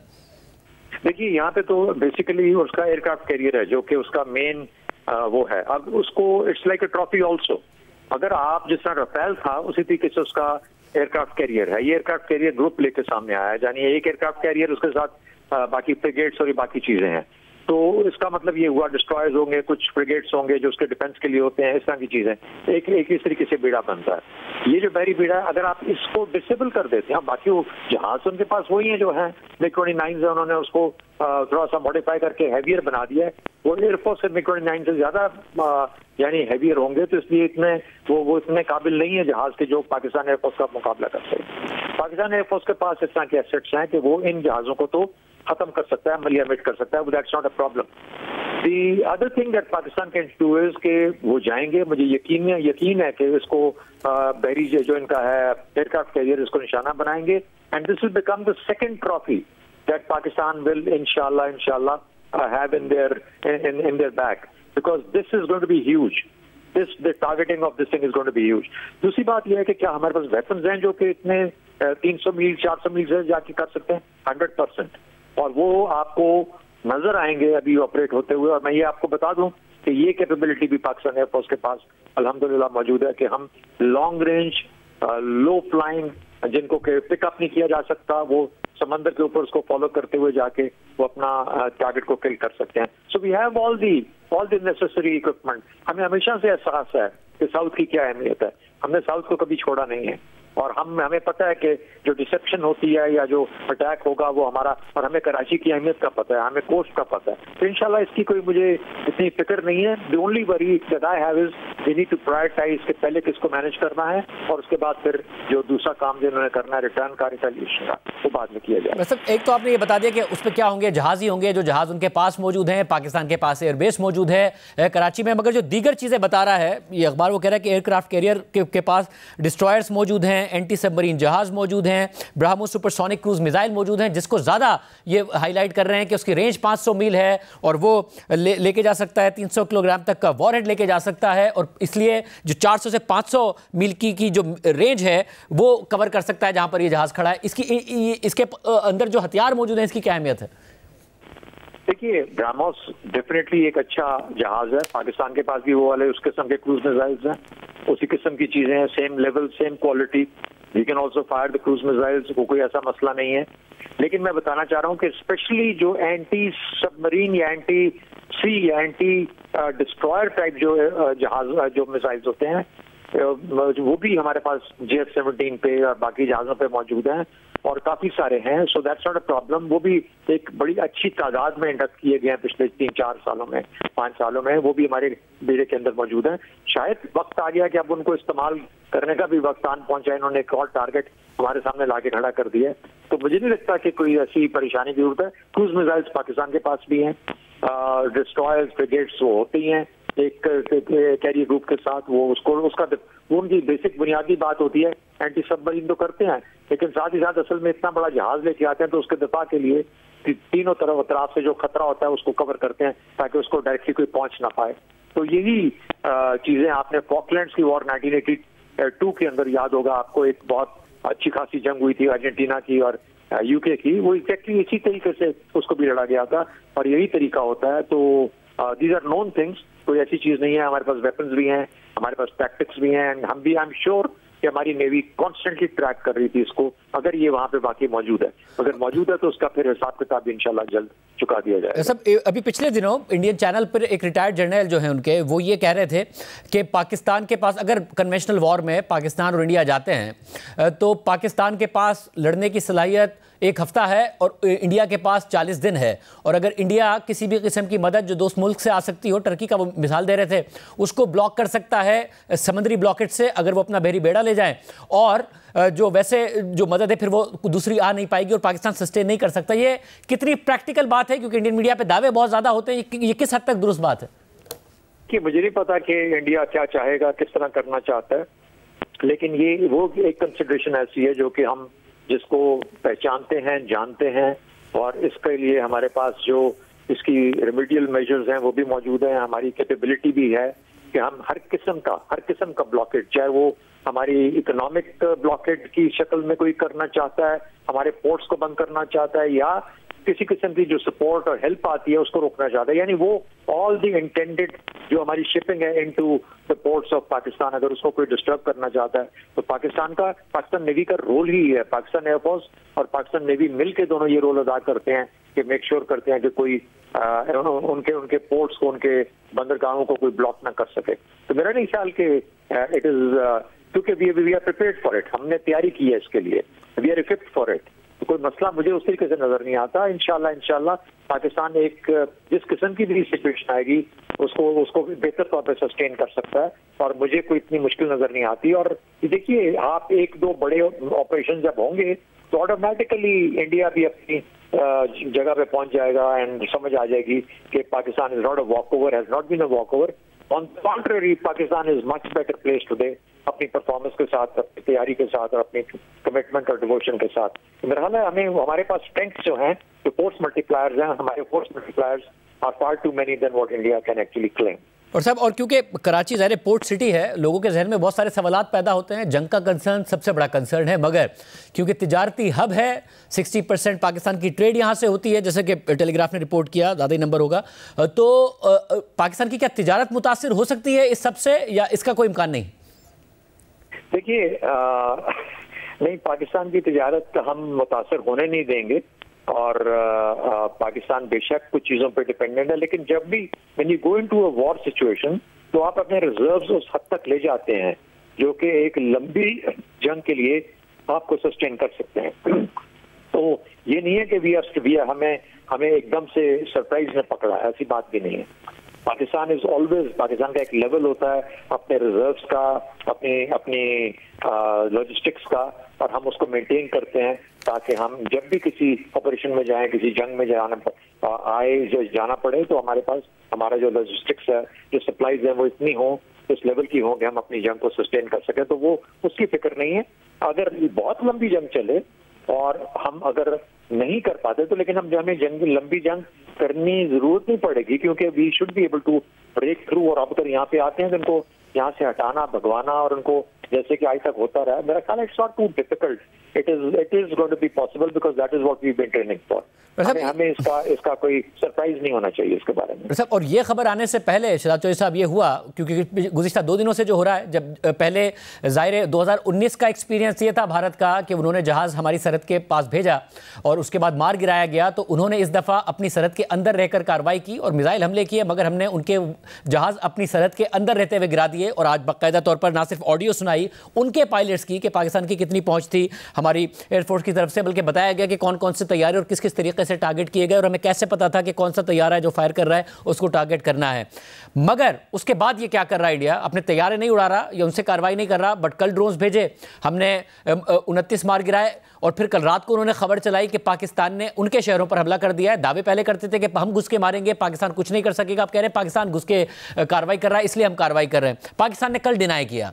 आज अब से थोड़ी देर पहले उन्होंने कहा कि पाकिस्तान ने एस्केलेशन 2.0 की है, 20 शहरों पर पाकिस्तानी ड्रोन्स ने हमले किए हैं, अमृतसर में रेड अलर्ट है, 10 ड्रोन्स को मार गिराया है, न्यूट्रलाइज किया जा रहा है, और पाकिस्तान मुसलसल एस्केलेशन कर रहा है। क्या आपको समझ में आ रहा है 2 दिन में 77 ड्रोन्स पाकिस्तान ने मार गिराए हैं, ये किस चीज की तैयारी आपको लग रही? मुझे लगता है कि ये खाम में एक हाइप क्रिएट कर रहा है, अपने लोगों को सेटिस्फाई कर रहा है। वो जो उसको यानी जो एम्बैरेसमेंट फेस करनी पड़ी है पहली नाइट को 6 और 7 की नाइट को, उसको किसी तरीके से अपने लोगों के जहन से मिटाना चाहता है। देखिए उसने मोदी की गवर्नमेंट ने बहुत लूज आउट किया है पॉलिटिकली अपनी पोजीशन को। भारत को इस तरह से शो करके दुनिया भर में एक मजाक बना हुआ है हर जगह पे। हर जो हेडलाइन है दुनिया भर की अखबारों की वो ये कह रही है कि किस तरह पाकिस्तान ने भारत के जहाज गिराए हैं और किस तरीके से जो बैटल हुई है वो कैसी हुई है। इस तरह की तमाम डिटेल्स आजकल डिस्कस हो रही हैं और खुद उनके अंदर से अब इंडिया के अंदर से आवाजें उठ रही हैं जहां उनके अपने एनालिस्ट अपने लोग ये बातें कर रहे हैं कि वाकई में उनके 5 जहाज और जिस तरीके से पाकिस्तान क्लेम कर रहा है, not a single extra claim. ये भी तो खूबसूरती पाकिस्तान। तो ये चीजें वाज़ेह होकर दुनिया के आगे आ रही हैं। पाकिस्तान का मॉरल पोजीशन, पाकिस्तान की मिलिट्री पोजीशन और ये तमाम चीजें मेरे ख्याल में बहुत ही ज्यादा इंडिया से इस वक्त बहुत हाई है, बहुत ऊंची हैं। ये चीज हजम करना बड़ा मुश्किल है इंडिया के लिए। वो पता नहीं क्या सोच के चला था और वो सोच जो थी उसकी उधर ही ढेर हो गई जब वो चला। जब उसने पहला मार्का किया उस पहले मार्के में ही वो बैठ गया बिल्कुल से। निहत्तों को मारना, निहत्ते शहरियों को मारना कुछ बात नहीं होती। आप जब सामने आते हैं उन लोगों के साथ जो कि आपके बराबर के हैं, जो शहरी नहीं है, मिलिट्री टू मिलिट्री आए, एयरफोर्स टू एयरफोर्स आए, तो आपको उसका जवाब मिलेगा। इस वक्त LOCP भी मिल रहा है, उधर भी मिला, इधर भी नेवी में भी इंशाल्लाह मिलेगा। और ये आप देखेंगे कि कंबाइंड ऑपरेशन होगा पाकिस्तान एयरफोर्स और पाकिस्तान नेवी का, and we will take care of this जो इनकी डिप्लॉयमेंट है यहाँ पे। डॉक्टर साहब, और इस सारी की सारी सूरत हाल में पाकिस्तान मुसलसल ये कह रहा है कि अभी हमने जवाब दिया नहीं है, अभी हम जवाब देंगे, और दुनिया अब ये कह रही है कि एस्केलेशन नहीं होनी चाहिए। अब से थोड़ी देर पहले व्हाइट हाउस की तर्जुमान ने कहा कि फौरी तौर पर डीएस्केलेशन चाहता है सदर ट्रंप, और उन्होंने मार्को रूबियो को कह दिया है जो दोनों ममालिक से इंगेज हुए हैं। अब ये फौरी तौर पर डीएस्केलेशन का मुतालबा अमेरिका की तरफ से सामने आ रहा है। और आपको लगता है कि पाकिस्तान के पास इनफ है कि हम वन अप हैं? हमने डिप्लोमेटिकली दुनिया के सामने इंडिया को नहीं कामयाबी हुई, वो इकोनॉमिकली हमें हर्ट करना चाहते थे। IMF की अब से थोड़ी देर पहले खबर आ गई, $1 बिलियन की किस्त मंजूर कर दी उनके बोर्ड ने। और तीसरा, हमने उनके जहाज मार गिराए। हमें रिस्पॉन्ड करना चाहिए यहाँ से कि या भारत को मौका देना चाहिए अगर मोदी चाहते हैं कि वो किसी भी तरीके से हमें किसी जंग में घसीटे? मेरा ख्याल है पाकिस्तान के पास राइट तो है, राइट टू रिस्पॉन्स है। और वो आर्टिकल 51 जो हमारा इक़वाम मुत्तहिदा का वो आपको चार्टर जो है UN चार्टर वो परमिट करता है कि आप यू कैन एक्चुअली आप अपने डिफेंस में ये कर सकते हैं। जो रिटेलिएशन जो होगी वो बिल्कुल जायज हक होगा। पाकिस्तान को, जैसा मैंने कहा कि अपनी इस वक्त की जो कंडीशन, जो इवॉल्विंग कंडीशन है, उसके हिसाब से फैसले करने हैं। देखिए, एक तो ये कि जो प्रेशर अब बिल्डअप हो रहा है, अब ये यहाँ पे जब 300 मील 400 मील दूर लाके आप अपना जहाज खड़ा करते हैं या अपना बैरी बेड़ा लेके आते हैं, before you give time to Pakistan to respond, और अब आप अमेरिका को साथ ही इन्वॉल्व कर लेते हैं सालसी के लिए, तो अगर सालसी हो जाती है और एग्री हो जाता है, चाहे वो बाहर की इन्वॉल्वमेंट अमेरिका की इन्वॉल्वमेंट के साथ होती है, तो कल को मोदी शोर में जाके जिस तरह झूठ के वो बोलते हैं, जैसा अभिनंदन की दफा जब वापस गया तो उसको तमगा देके और सीना ठोंक के बोला और मुझे वोट दो, देखो तुम्हारा हीरो वापस ले आया हूँ, मार खा के आया है पाकिस्तान की जेल से। यही कुछ इस दफा करेंगे कि जी मैंने 300 मील दूर जाके बीड़ा खड़ा कर दिया, और उसके बाद उन्होंने देखो वो एकदम से मान गए और उन्होंने कहा कि हाँ ठीक है, हम मामला तो होगा वो डिप्लोमेसी की वजह से। तो पाकिस्तान को तमाम नुआंसेस को देखते हुए अपना रास्ता चुनना पड़ेगा। मेरा अपना पहले दिन से दूसरे दिन से ख्याल था कि जो टाइमिंग है अपने रिस्पॉन्स की, पहली बात है कि क्या हैव वी डन इनफ, जो हमने कर लिया है, क्या हम इससे सेटिस्फाइड हैं, और अगर नहीं और हमने रिस्पॉन्ड करना है, उसकी टाइमिंग इतनी क्रिटिकल होगी कि हमें उस टाइम को लूज नहीं करना चाहिए, वरना ये इस तरह के डिप्लोमेटिक झमेलों में हमें डाल देंगे और एंड में वही होगा कि वो बात इधर उधर हो जाएगी और हम वो जो मैसेज देना चाहते हैं, जो मोदी को पैगाम देना चाहते हैं, वो पहले दिन के अलावा फिर शायद रह ना कहीं जाए। तो मुझे लगता है कि इस किस्म की सिचुएशन है, लेट्स सी। मतलब आपको लगता है वो टाइम ऑलरेडी निकल गया है, जितनी दुनिया अब इन्वॉल्व हो गई है, सऊदी वजीर खारजा, वजीर मुमलिकत बराए खारजा भी आए, फिर ईरान भी इन्वॉल्व है, सब बात कर रहे हैं, मार्को रूबियो भी एक्टिव हैं, आप ख्याल में वो टाइम है या वो निकल गया है? देखिए, मैं I will not be able to comment on that. I am sorry, वो मुझे ऐसी बात करनी भी नहीं चाहिए, लेकिन मेरा अपना ख्याल ये है कि ये हमेशा time is very slippery kind of commodity. It must be इसको टाइम सही करना चाहिए, वक्त पे सही फैसला होगा तो उसी का इम्पैक्ट आएगा, वरना हो सकता है आप इम्पैक्ट भी लूज कर जाते हैं और फिर आप कई दफा वो काउंटर प्रोडक्टिव हो जाता है, और फिर उसके बाद ये है कि अपना आप जो जो जो जो उसका असर होता है टाइम का, जब मौका होता है उसको भी लूज कर देते हैं। तो बहरहाल मुझे उम्मीद है कि ऐसा कभी अभी नहीं हुआ, पाकिस्तान के पास ऑप्शंस अवेलेबल हैं, बल्कि अभी ये टारगेट एक और सामने लाके खड़ा कर दिया है। हो सकता है हमें इधर ही करना पड़ जाए, इधर ही करना सब। और बड़े अहम वक्त में आपने बड़ी अहम मालूमात हमारे नाज़रीन के साथ शेयर की हैं। लास्ट क्वेश्चन, इस बात का आपको कितना जो ज़रा आप भी जो बात कर रहे हैं, जो मैं समझ रहा हूँ कि आपको ये भी लग रहा है कि नरेंद्र मोदी को ज़रा एक एम्बैरेसिंग सिचुएशन का सामना है। बैनुल-अक़वामी मीडिया रिपोर्ट कर रहा है उनके तैयारे हमने मार गिराए, कल उन्होंने खबर चलाई कि उन्होंने हमारे मार गिराए, फिर आज कुछ नहीं दिखाया। ये भी चला दी कि उनके पास पायलट है हमारा, फिर वो भी कुछ नहीं दिखाया। पाकिस्तान चैलेंज कर रहा है कि दिखाएं। नाउ कि वो मजीद एम्बैरेसिंग सिचुएशन से बचने के लिए पाकिस्तान को प्रेशराइज कर रहे हैं कि पाकिस्तान अब रिएक्ट ना करे, रिस्पॉन्ड ना करे, कि फिर वो खुद भी मजबूर हों अपने मीडिया के हाथों या फिर अपनी आवाम को कुछ ट्रॉफी दिखाने के लिए, और फिर वो रिस्पॉन्ड करने के लिए तैयार हो। तो वो प्रेशर बिल्ड कर रहे हैं कि अब यहाँ से बात आगे ना बढ़े। देखिए, ट्रॉफी तो अब वो तो कुछ उसके पास ट्रॉफी है नहीं। ट्रॉफी तो उसने लाके हमें पहले दिन दे दी, और उसके बाद अब ये एक और ट्रॉफी लाके हमारे सामने खड़ी कर दी है। तो पाकिस्तान की अब मर्जी है कि पाकिस्तान कौन सी ट्रॉफी के पीछे जाएगा।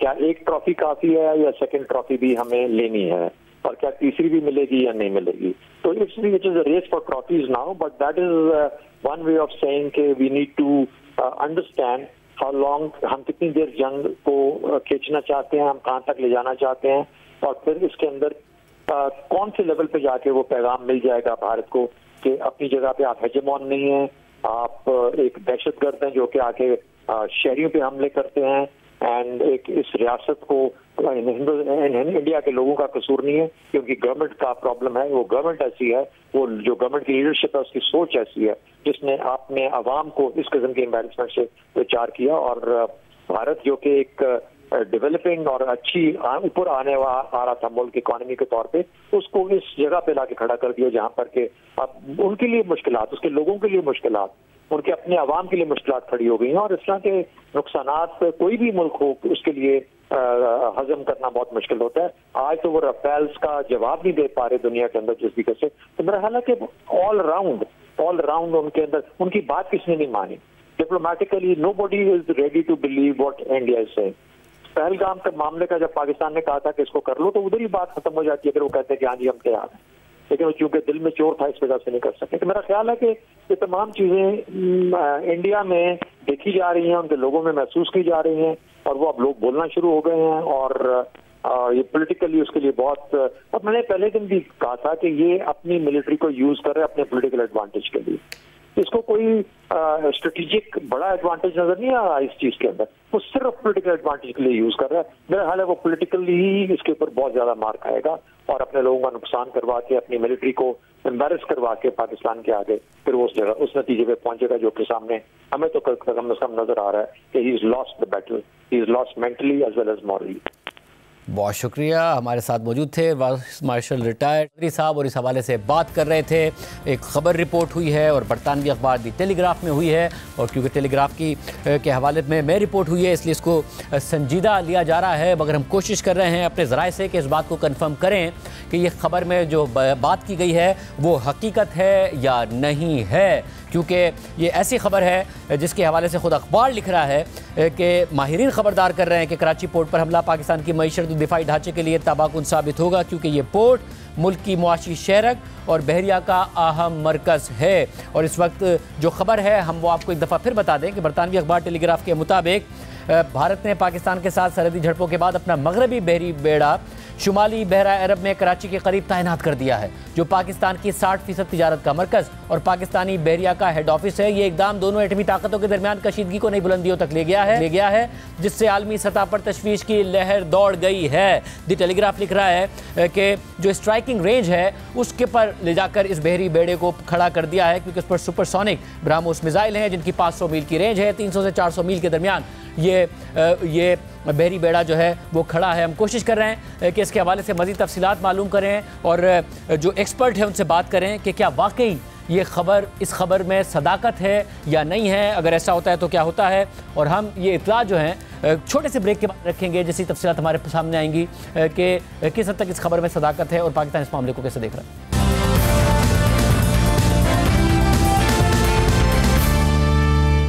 नाज़रीन, हम आपको एक दफ़ा फिर बता दें, बरतानवी अखबार दी टेलीग्राफ ने स्टोरी की है और इस स्टोरी में उन्होंने ये बताया है कि भारत ने अपने जो मगरबी बेड़ा है, मगरबी बहरी बेड़ा, वो शुमाली बहरा अरब में कराची के करीब तैनात कर दिया है 300 से 40 मील के फासले पर, जबकि उसमें 500 मील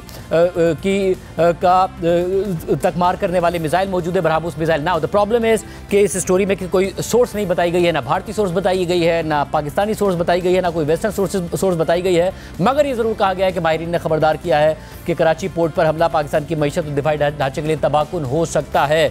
हमारे साथ मौजूद थे AVM रिटायर्ड शहजाद चौधरी साहब। वो कहते हैं अगर ये खबर दुरुस्त है तो भी पाकिस्तान के पास इसकी हवाले से दिफाई सलाहियत मौजूद है। हमारे साथ मौजूद हैं एविएशन एक्सपर्ट ताहिर इमरान मियाँ, जो हमने तैयारे गिराए भारत के उस हवाले से जो पहली कंफर्मेशन प्रॉपर ट्रैकिंग के साथ और रिसर्च के साथ की वो ताहिर इमरान मियाँ ने की थी। वैसे भी हमारे प्रोग्राम्स में मौजूद होते हैं। इसके अलावा वो पिछले दिनों जब कल भारतीय मीडिया ने दावा कर दिया कि कराची पोर्ट को टारगेट किया गया है, तो भी उन्होंने बताया कि भाई उनका तो कोई शिप ही करीब नहीं है और पूरा ट्रैक करके उन्होंने बताया था। इसलिए ताहिर इमरान मियाँ बहुत शुक्रिया। बताइएगा ये दावा किस हद तक दुरुस्त हो सकता है, क्योंकि सोर्स कोई नहीं बताई है। द टेलीग्राफ बड़ा अखबार है, मगर कोई सोर्स उन्होंने नहीं बताई, मगर ये दावा कर दिया कि 300 से 400 मील के फासले पर उन्होंने अपना बहरी बेड़ा भेज दिया। देखिए, बहरी बेड़े की जहां तक बात है, बहरी बेड़े के अंदर बहुत सारे शिप्स होते हैं। ऑफ कोर्स जो बड़े बड़े शिप्स हैं इनके, उन तमाम को मैंने ट्रैक किया है। जो नियरेस्ट पाकिस्तान के शिप है वो कोझिकोड से भी आगे है, यानी कि इंडिया के 2 शिप इस वक्त चाइना के करीब हैं। जो सबसे बड़ा, रात को पूरी रात ये फेक न्यूज चलती रही कि जो विक्रांत है, INS विक्रांत, जो इनका बहरी त्यारा बरदार जहाज है, वो कराची पहुंच गया और कोई कह रहा था कि जी बिग डैडी इज हियर और व्हाटएवर, जो भी बोलते रहे। लेकिन INS विक्रांत कल से मैं ट्रैक कर रहा हूँ, वो तियानजिन के पास खड़ा हुआ है चाइना में, येलो सी के अंदर। दूसरा जो शिप है वो भी वहां पे खड़ा हुआ है। उसके अलावा इनका एक शिप जो है वो घेरा रूम में है। उसके अलावा इनके जो 2 शिप्स हैं वो मुंबई के पास हैं। मैंने 10 शिप्स को अभी पिछले जब से ये खबर आई है उस दौरान में ट्रैक किया, कुछ को मैं पहले से ट्रैक करा था। इनमें से कोई भी कराची के नजदीक नहीं है। सबमरीन अगर हो सकती हैं उनको ट्रैक नहीं किया जा सकता, लेकिन शिप्स जितने मैंने ट्रैक किए उनमें से मैंने अब तक कोई ऐसा नहीं देखा जो पाकिस्तान के करीब हो, जो ट्रैकेबल। यानी कि 300 से 400 मील के दरमियान विदाउट सोर्स ये जो रिपोर्टिंग हुई, आप कह रहे हैं कि ऐसा कुछ बहरी बेड़ा जिसमें इतने सारे सुपरसोनिक मिसाइल और aircraft carriers, destroyers, anti submarine जहाज, ये ऐसा कोई जहाज पाकिस्तान के 300-400 मील के फासले पर नहीं है? देखिए, आइडियली अगर इंडिया को मिसाल के तौर पे ऐसा कुछ करना पड़ता है तो उसके लिए सबसे आइडियल जो शिप है वो INS विक्रांत है, जो बुनियादी तौर पे केपेबल है, त्यारा बरदार जहाज है, उसके ऊपर मिसाइल भी लोड किए जा सकते हैं, उसके ऊपर जो क्या कहते हैं फाइटर जेट्स भी आ सकते हैं। वो चाइना में है, तियानजिन में है, उसकी ओपन सोर्स डेटा अवेलेबल है जो कि देखा जा सकता है, कोई भी दुनिया में देख सकता है। तो मैं हैरान हूं कि टेलीग्राफ ने बगैर वेरीफाई किए ये कैसे किया है और उनके पास कौन सा ऐसा सोर्स है जिससे वो ये दावा कर सकते हैं। क्योंकि बुनियादी तौर पर जो शिपिंग है वो उतनी ज्यादा वल्नरेबल नहीं होती जितनी एविएशन है। एविएशन में फाइटर जेट्स को आप ट्रैक नहीं कर सकते मोस्टली, अनलेस कि वो अपना ट्रांसपॉन्डर ऑन करें, लेकिन मोस्ट शिप्स को आप ट्रैक कर सकते हैं। और मैंने जो पिछले 10 मिनट के अंदर जो ट्रैक किए हैं उनमें से कोई शिप भी कराची के इतना नजदीक नहीं है जितना ये दावा कर रहे हैं। दूसरी तरफ मैं एक और बात बताता चलूं कि पाकिस्तान के पास बेहतरीन जो सर्वेलेंस टेक्नोलॉजी है, अमेरिका के बनाए हुए, बोइंग के बनाए हुए P-3C ओरायन जहाज जो है वो हैं, जो कॉन्टिन्यूसली अवॉक्स जहाज इनको कहा जाता है, जो बहेरा अरब के ऊपर फ्लाई करते हैं और वो तमाम इस किस्म की जो है इन्फॉर्मेशन देते हैं। तो मैंने अपने पाकिस्तानी सोर्सेज को भी मैसेज किया है, अभी तक मुझे उनकी तरफ से भी कंफर्मेशन नहीं मिली कि उन्होंने कोई अनयूजुअल मूवमेंट दिखी। ये बड़ी आम बात है। आप कह रहे हैं कि नेवी के अंदर पाकिस्तान के सोर्सेज या पाकिस्तानी की मिलिट्री में जो सोर्सेज है आपके, वो कंफर्म करें कि कोई ऐसी मूवमेंट नहीं पाकिस्तान की तरफ से नोट की गई है? नहीं, यानी कि उनके वॉक्स में कोई ऐसी मूवमेंट नहीं। देखें, इतना बड़ा जो मूवमेंट अगर होती है तो वो आप मूवमेंट ट्रैक करते हैं, उसके बारे में कोई ना कोई कॉन्वर्सेशन होती है, लेकिन अभी तक मुझे किसी ने कंफर्म नहीं किया कि ऐसी कोई मूवमेंट हुई है। और आप उसको पब्लिक डेटा के थ्रू बैकअप करें तो आई डोंट सी एनीथिंग। और ताहिर, आप हमेशा डेटा के साथ और रिसर्च के साथ बात करते हैं या कोई दावा कर रहे होते हैं। अब पिछले दिनों पाकिस्तान ने दावा किया उनके जहाज मार गिराने का, वो अभी तक मानने को तैयार नहीं है, मगर डिनाई भी नहीं कर रहे हैं। 2 जगह उनसे सवाल हुआ है, उनके फॉरेन सेक्रेटरी से सवाल हुआ, उन्होंने कहा बाद में बात करेंगे। उनके जो हाई कमीशन है बरतानिया में, उनसे सवाल हुआ तो उन्होंने कहा कि जी रॉयटर्स ने रिपोर्ट किया, तो रॉयटर्स से जाके पूछे। उन्होंने एंकर को ये जवाब दिया, कह सकते थे कि ये खबर गलत है। अब चाइनीज़ ऑफिशियल्स ने CNN को बताया, अमेरिकन ऑफिशियल्स कंफर्म कर रहे हैं। आपकी रिसर्च क्या कह रही है? देखें, दुनिया में एक कंपनी है मार्टिन, मैं उसका फर्स्ट नेम भूल गया हूं, जो कि इजेक्ट सीट बनाती है। वो सीट जिनको पायलट इजेक्ट करते हैं जब उनका जहाज क्रैश करने वाला होता है, वो अब अपनी वेबसाइट के ऊपर रोजाना जब भी कोई जहाज गिरता है तो वो उसके ऊपर एक टैली बताते हैं कि इतनी जिंदगियां हमने बचाई हैं। तो उन्होंने जो आखिरी 884 आई थिंक जो लाइफ बताई थी, वो पाकिस्तान का एक जेट अप्रैल में गिरा था, उसके अंदर लाइफ बताई थी। उसके बाद उन्होंने 2 लाइफ मिसिंग बताई हैं जिनके बारे में लिखा हुआ है अवेटिंग डेटा। तो ये एक और प्रूफ है कि कहीं ना कहीं किसी पायलट ने इजेक्ट किया। दूसरे नंबर पे जो रफाल जेट मैंने ट्रैक किया है, उस रफाल की जो रजिस्ट्रेशन है वो BS001 है। टेल सेक्शन पंजाब में मिला है। पंजाबी जागरण नामी एक वेबसाइट ने उस खबर को शाया किया, वो खबर गायब कर दी गई। द हिंदू ने उस खबर को शाया किया, वो ट्वीट और खबर गायब कर दी गई। प्रॉब्लम ये है कि इंडिया के पास अगर वो चाहता है कि वो प्रूफ करे, रजिस्ट्रेशन तैयारी की है BS001, तैयारा ला के दिखा दें, किसी को कोई स्टेटमेंट देने की जरूरत नहीं है। लेकिन अगर 3 दिन के अंदर मेरी खबर के बावजूद, तमाम खबरों के बावजूद BS001 तैयारा पब्लिक को लाके नहीं दिखाया जा रहा, तो डेफिनेटली वो तैयारा है ही नहीं। और मैं पूरे वसूख के साथ कह सकता हूं कि दूसरा जेट जो मैं ट्रैक कर रहा हूं, कि दूसरा जहाज भी मैंने ट्रैक किया है जो ऑलमोस्ट सर्टन है, लेकिन इंडियन गवर्नमेंट जो है वो हैवी सेंसरशिप कर रही है। वो तमाम ट्वीटें इंडियन गवर्नमेंट की रिक्वेस्ट पे हटाई जा रही हैं, वेबसाइट से खबरें हटा रही हैं। आप दिल्ली में जर्नलिस्ट जिनसे मेरी बात होती है वो कहते हैं हम पे इतना प्रेशर है कि हम आपके साथ तो बता रहे हैं लेकिन हम खबर नहीं दे सकते। तो 3 जहाजों की खबर जो दी जा रही है वो बिल्कुल दुरुस्त है। एक मैं प्रूफ कर चुका हूं, आने वाले दिनों में 2 भी प्रूफ कर दिया जाएगा, क्योंकि इस दौर में डेटा को गायब नहीं किया जा सकता। इंडियन गवर्नमेंट जो मर्जी कर ले, किसी किस्म की सेंसिटिव फैक्ट्स को हटा नहीं सकती। ये बड़ी अहम बात है। और ये जो जहाज था, ये जो इंडक्ट हुआ, ये क्या पहला रफाल तैयारा था जो मिला? इंडिया ने जो 36 जहाजों की डील की थी 2015 में, मोदी साहब जब गए थे फ्रांस, उस डील के नतीजे में जो पहला जहाज इन्होंने अक्टूबर में इंडक्ट किया था, उसके साथ बड़ी मशहूर तस्वीर है अमित शाह की के वो सब्ज मिर्चें और नारियल फोड़ रहे हैं उसके सर के ऊपर, उन्होंने जाके रखा हुआ है। ये वो वाला जहाज है जो तबाह हुआ है। और बड़ी इंटरेस्टिंग बात यह है कि जो उसकी तस्वीर मिली है वो उसके राइट साइड के विंग की है। मैंने उसका वो राइट साइड का विंग देखा है, उसके अंदर जो इंडिया के झंडे का ऑरेंज कलर है वो, और जो BS001 जो पहला 0 है उसके बिल्कुल नीचे आता है। मैंने वो बाकायदा मेजरमेंट्स करवाई, फिर मैंने एक जो स्केल मॉडलर है जो ये सारा काम करता है, जहाजों के मॉडल्स बनाता है, उनकी स्केलिंग करता है, उसको भिजवाया, उससे वेरीफाई करवाया। डिसॉल्ट फैल्कन जो मैन्युफैक्चरर हैं उसके सोर्सेज से कंफर्म करवाया, क्योंकि मैं ऑलरेडी एक स्टोरी पे काम कर रहा था कि जो अभी पिछले दिनों ब्रेक हुई है कि इंडिया ने 26 जहाजों को ऑर्डर किया। प्रॉब्लम ये है कि रफाल डिसॉल्ट जो है उनका इंडिया एक बड़ा कस्टमर है। अभी पिछले दिनों $7 बिलियन की डील साइन की है। वो कभी भी पब्लिक में आके इंडिया को डिस नहीं करेंगे, इसीलिए सोर्सेज की मदद से खबर की जा रही है। और जब से खबर ब्रेक हुई है वो सोर्सेज अब जवाब नहीं दे रहे। प्रॉब्लम ये है कि इंडिया की गवर्नमेंट का सोशल इकोनॉमिक प्रेशर इतना है, सेंसरशिप इतनी है कि मेजॉरिटी सोर्सेज जो कि इन इदारों के अंदर हमारे थे वो जवाब नहीं दे रहे। तो वेरीफाई करना कोई मुश्किल नहीं है, डेटा मौजूद है, फोटोज मौजूद है, सिर्फ उनके अंदर जो फैक्ट्स हैं उनको असर्टेन करने में प्रॉब्लम हो रहा है। और प्रॉब्लम बेसिक जर्नलिज्म में ये है कि जब तक मसलन मुझे रफाल का कोई जर्नलिस्ट नहीं बताता, अब तक मैं इस चीज को 100% नहीं कह सकता। लेकिन मैं कल भी मैंने कहा, आज भी कहा कि 80% मैं श्योर हूं 3 जहाजों के बारे में जो इंडिया के गिर चुके हैं, और सेकंड उनमें से मोस्ट प्रोबेबली एक और रफाल हो सकता है।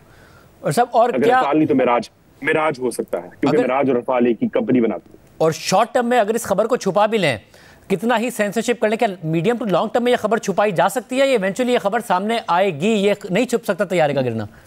बिल्कुल नहीं छुप सकता। देखिए मेरी बात सुने, जहाज जो है वो इवेंचुअली उनकी इन्वेंट्रीज होती है, उनकी मेंटेनेंस होता है, दूसरे काम होते हैं, वो सारे के सारे कभी भी छुपाए नहीं जा सकते। You can not hide that. जब बालाकोट पे हमला हुआ था उस वक्त ये बात की गई थी कि पाकिस्तान के F-16 गिरा दिया गया। अब प्रॉब्लम यह है कि F-16 प्रूव करना है। अमेरिका ने टैली की, उन्होंने कंफर्म कर दिया कि वो जहाज नहीं गिरा हुआ। तो रफाल अगर गिरे हैं या मिराज गिरे हैं इंडिया के, तो वो टैली जो है उसकी जो इन्वेंट्री है वो पब्लिक कहीं ना कहीं हो जाएगी। आप छुपा नहीं सकते। आज आप छुपा सकते हैं, कल को नई गवर्नमेंट आएगी, इन्हीं में से विसल ब्लोअर्स आएंगे जो आके इस डेटा को पब्लिक करेंगे। सो आई डोंट थिंक कि इंडिया की हुकूमत इसको बहुत अरसे तक छुपा पाएगी। देखिए 36 जहाज हैं और उनमें से एक गायब हो जाए या 2 गायब हो जाएं, आपने कल को परेड करनी है, उनकी मेंटेनेंस के होंगे, कहीं ना कहीं तो वो जहाज जाएगा ना। ये तो नहीं हो सकता कि BS001 जो है वो किसी अंधेरी गार में चला जाएगा और उसको कभी कोई जरूरत नहीं पड़ेगी। इन जहाजों ने शोज पे जाना है, इन जहाजों ने और जगहों पे जाना है, so they will come out some time and they will basically have some kind of understanding कि जहां पे उनको देखा जा सकता है, उनकी मेंटेनेंस के रिकॉर्ड आ सकते हैं। तो ये आज की दुनिया में पॉसिबल नहीं है, इट्स नॉट पॉसिबल। और सब और फिर साथ में मुझे भी बताएगा कि जो पायलट है, क्योंकि आज कुछ तफसीलात सामने रखी गई कि हिट होता है, दीगर पायलट्स की बातें, पायलट ने सर्वाइव किया जब हिट किया, इसकी सबको कोई मालूम है? जो पंजाबी जागरण की वेबसाइट पे वीडियो लगी थी उसमें एक बर्न्ड बॉडी थी। इंडियन सोर्सेज ने बाद में क्लेम किया कि वो एक ऑनलुकर था जो फोटो लेने के चक्कर में था and he got engulfed in the fire. लेकिन उसकी जो फटी, क्योंकि वो ब्लर्ड वीडियो थी, क्लियर नहीं थी, लगाने वाले ने उसको ब्लर किया था। ऑफ कोर्स वो वीडियो कहीं ना कहीं ओरिजिनल हालत में मौजूद है जो बाहर आएगी कभी ना कभी। तो मेरा हंच ये है कि वो पायलट था, क्योंकि जो सीट्स की जो इजेक्शन है, अब देखें अगर वो उस पायलट ने वो जिंदा बचता तो जो इजेक्शन सीट मैन्युफैक्चर करने वाले हैं वो जरूर अपनी वेबसाइट अपडेट करते कि हमने 2 जानें बचाई हैं। चूंकि उन्होंने अपडेट नहीं किया तो इसका मतलब ये है कि अनसर्टेनिटी है अभी तक।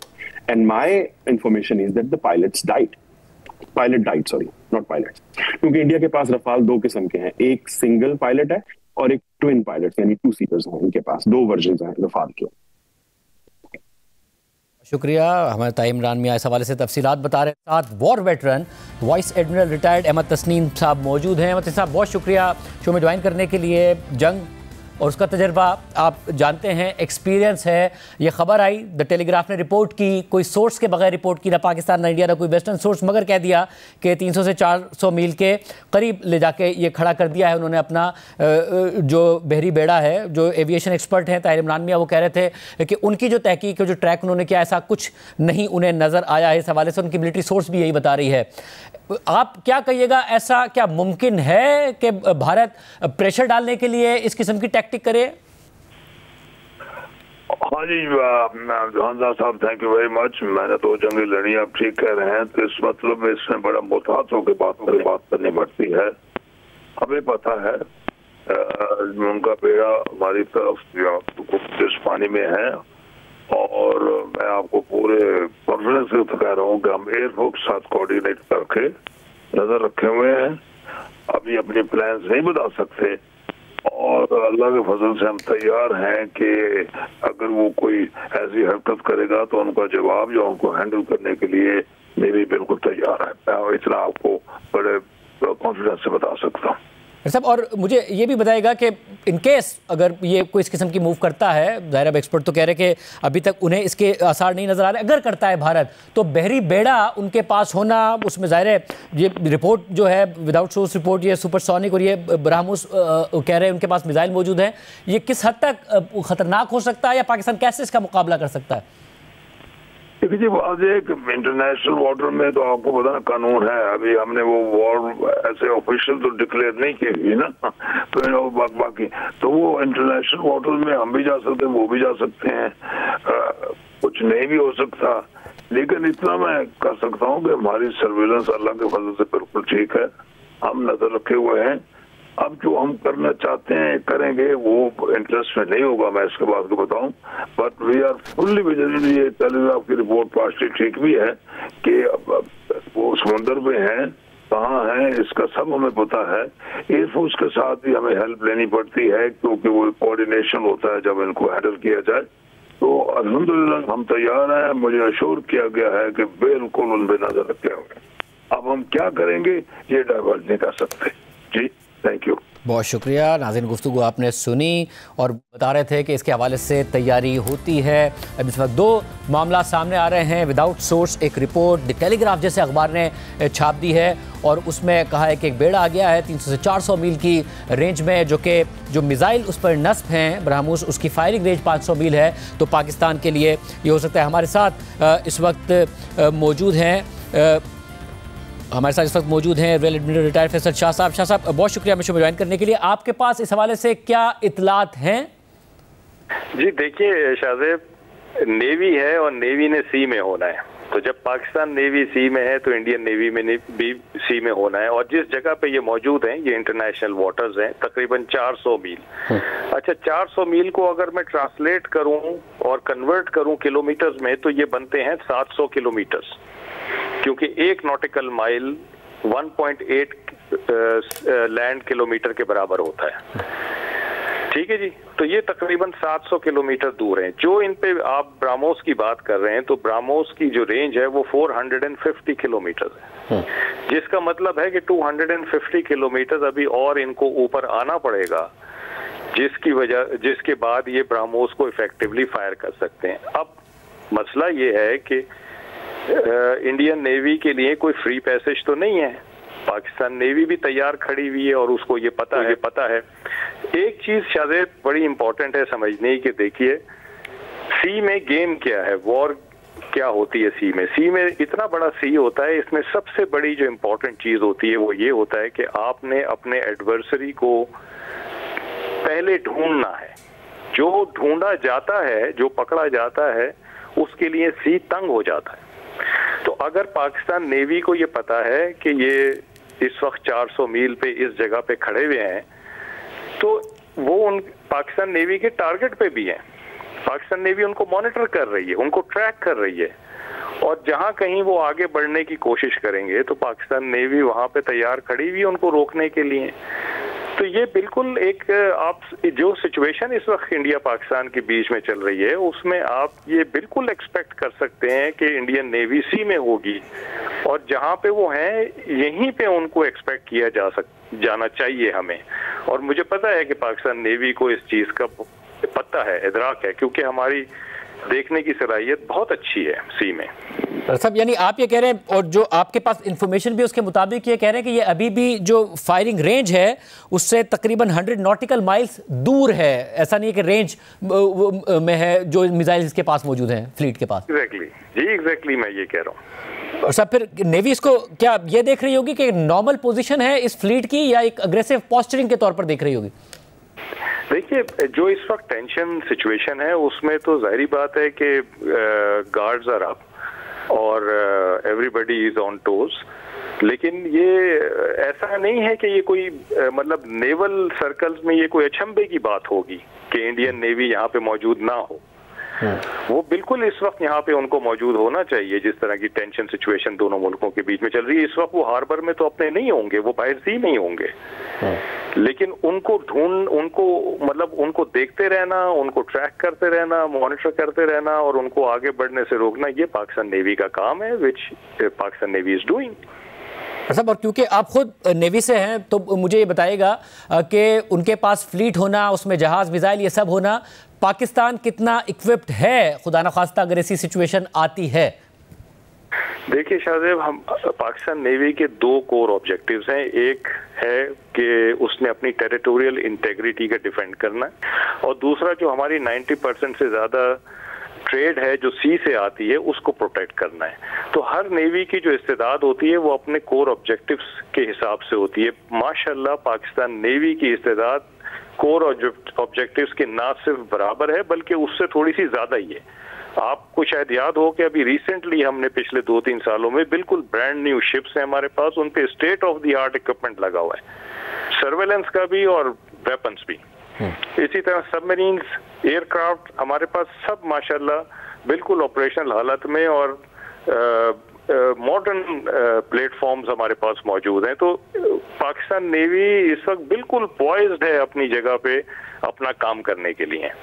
अच्छा, ये आपने बड़ी अहम बात की, क्योंकि एयरफोर्स के हवाले से जो मामला सामने आए वो ज़ाहिर खुशगवार हैरत में कुछ सहाफ़ी तक आए जब उन्होंने जाके प्रैक्टिकली देखा कि एयरफोर्स कितनी तैयार है, वो किस हद तक मॉनिटर करते हैं। तो उन्होंने प्रैक्टिकली दिखाया अमली तौर पर कि कैसे इंडियन के जहाज़ का पता था, उनकी कम्युनिकेशन ट्रैक हो रही थी, उनकी वॉइस रिकॉर्डिंग हो रही थी। आप ये कह रहे हैं कि पाकिस्तान नेवी ने भी रिसेंट ईयर्स में बहुत अपग्रेड किया है, और कराची के अवाम ज़ाहिर है बहुत अहम शहर है, चाहे वो ट्रेड के हवाले से हो, डिफेंस के हवाले से हो, कोई ऐसी खबर देख के कोई परेशानी की जरूरत नहीं है उन्हें।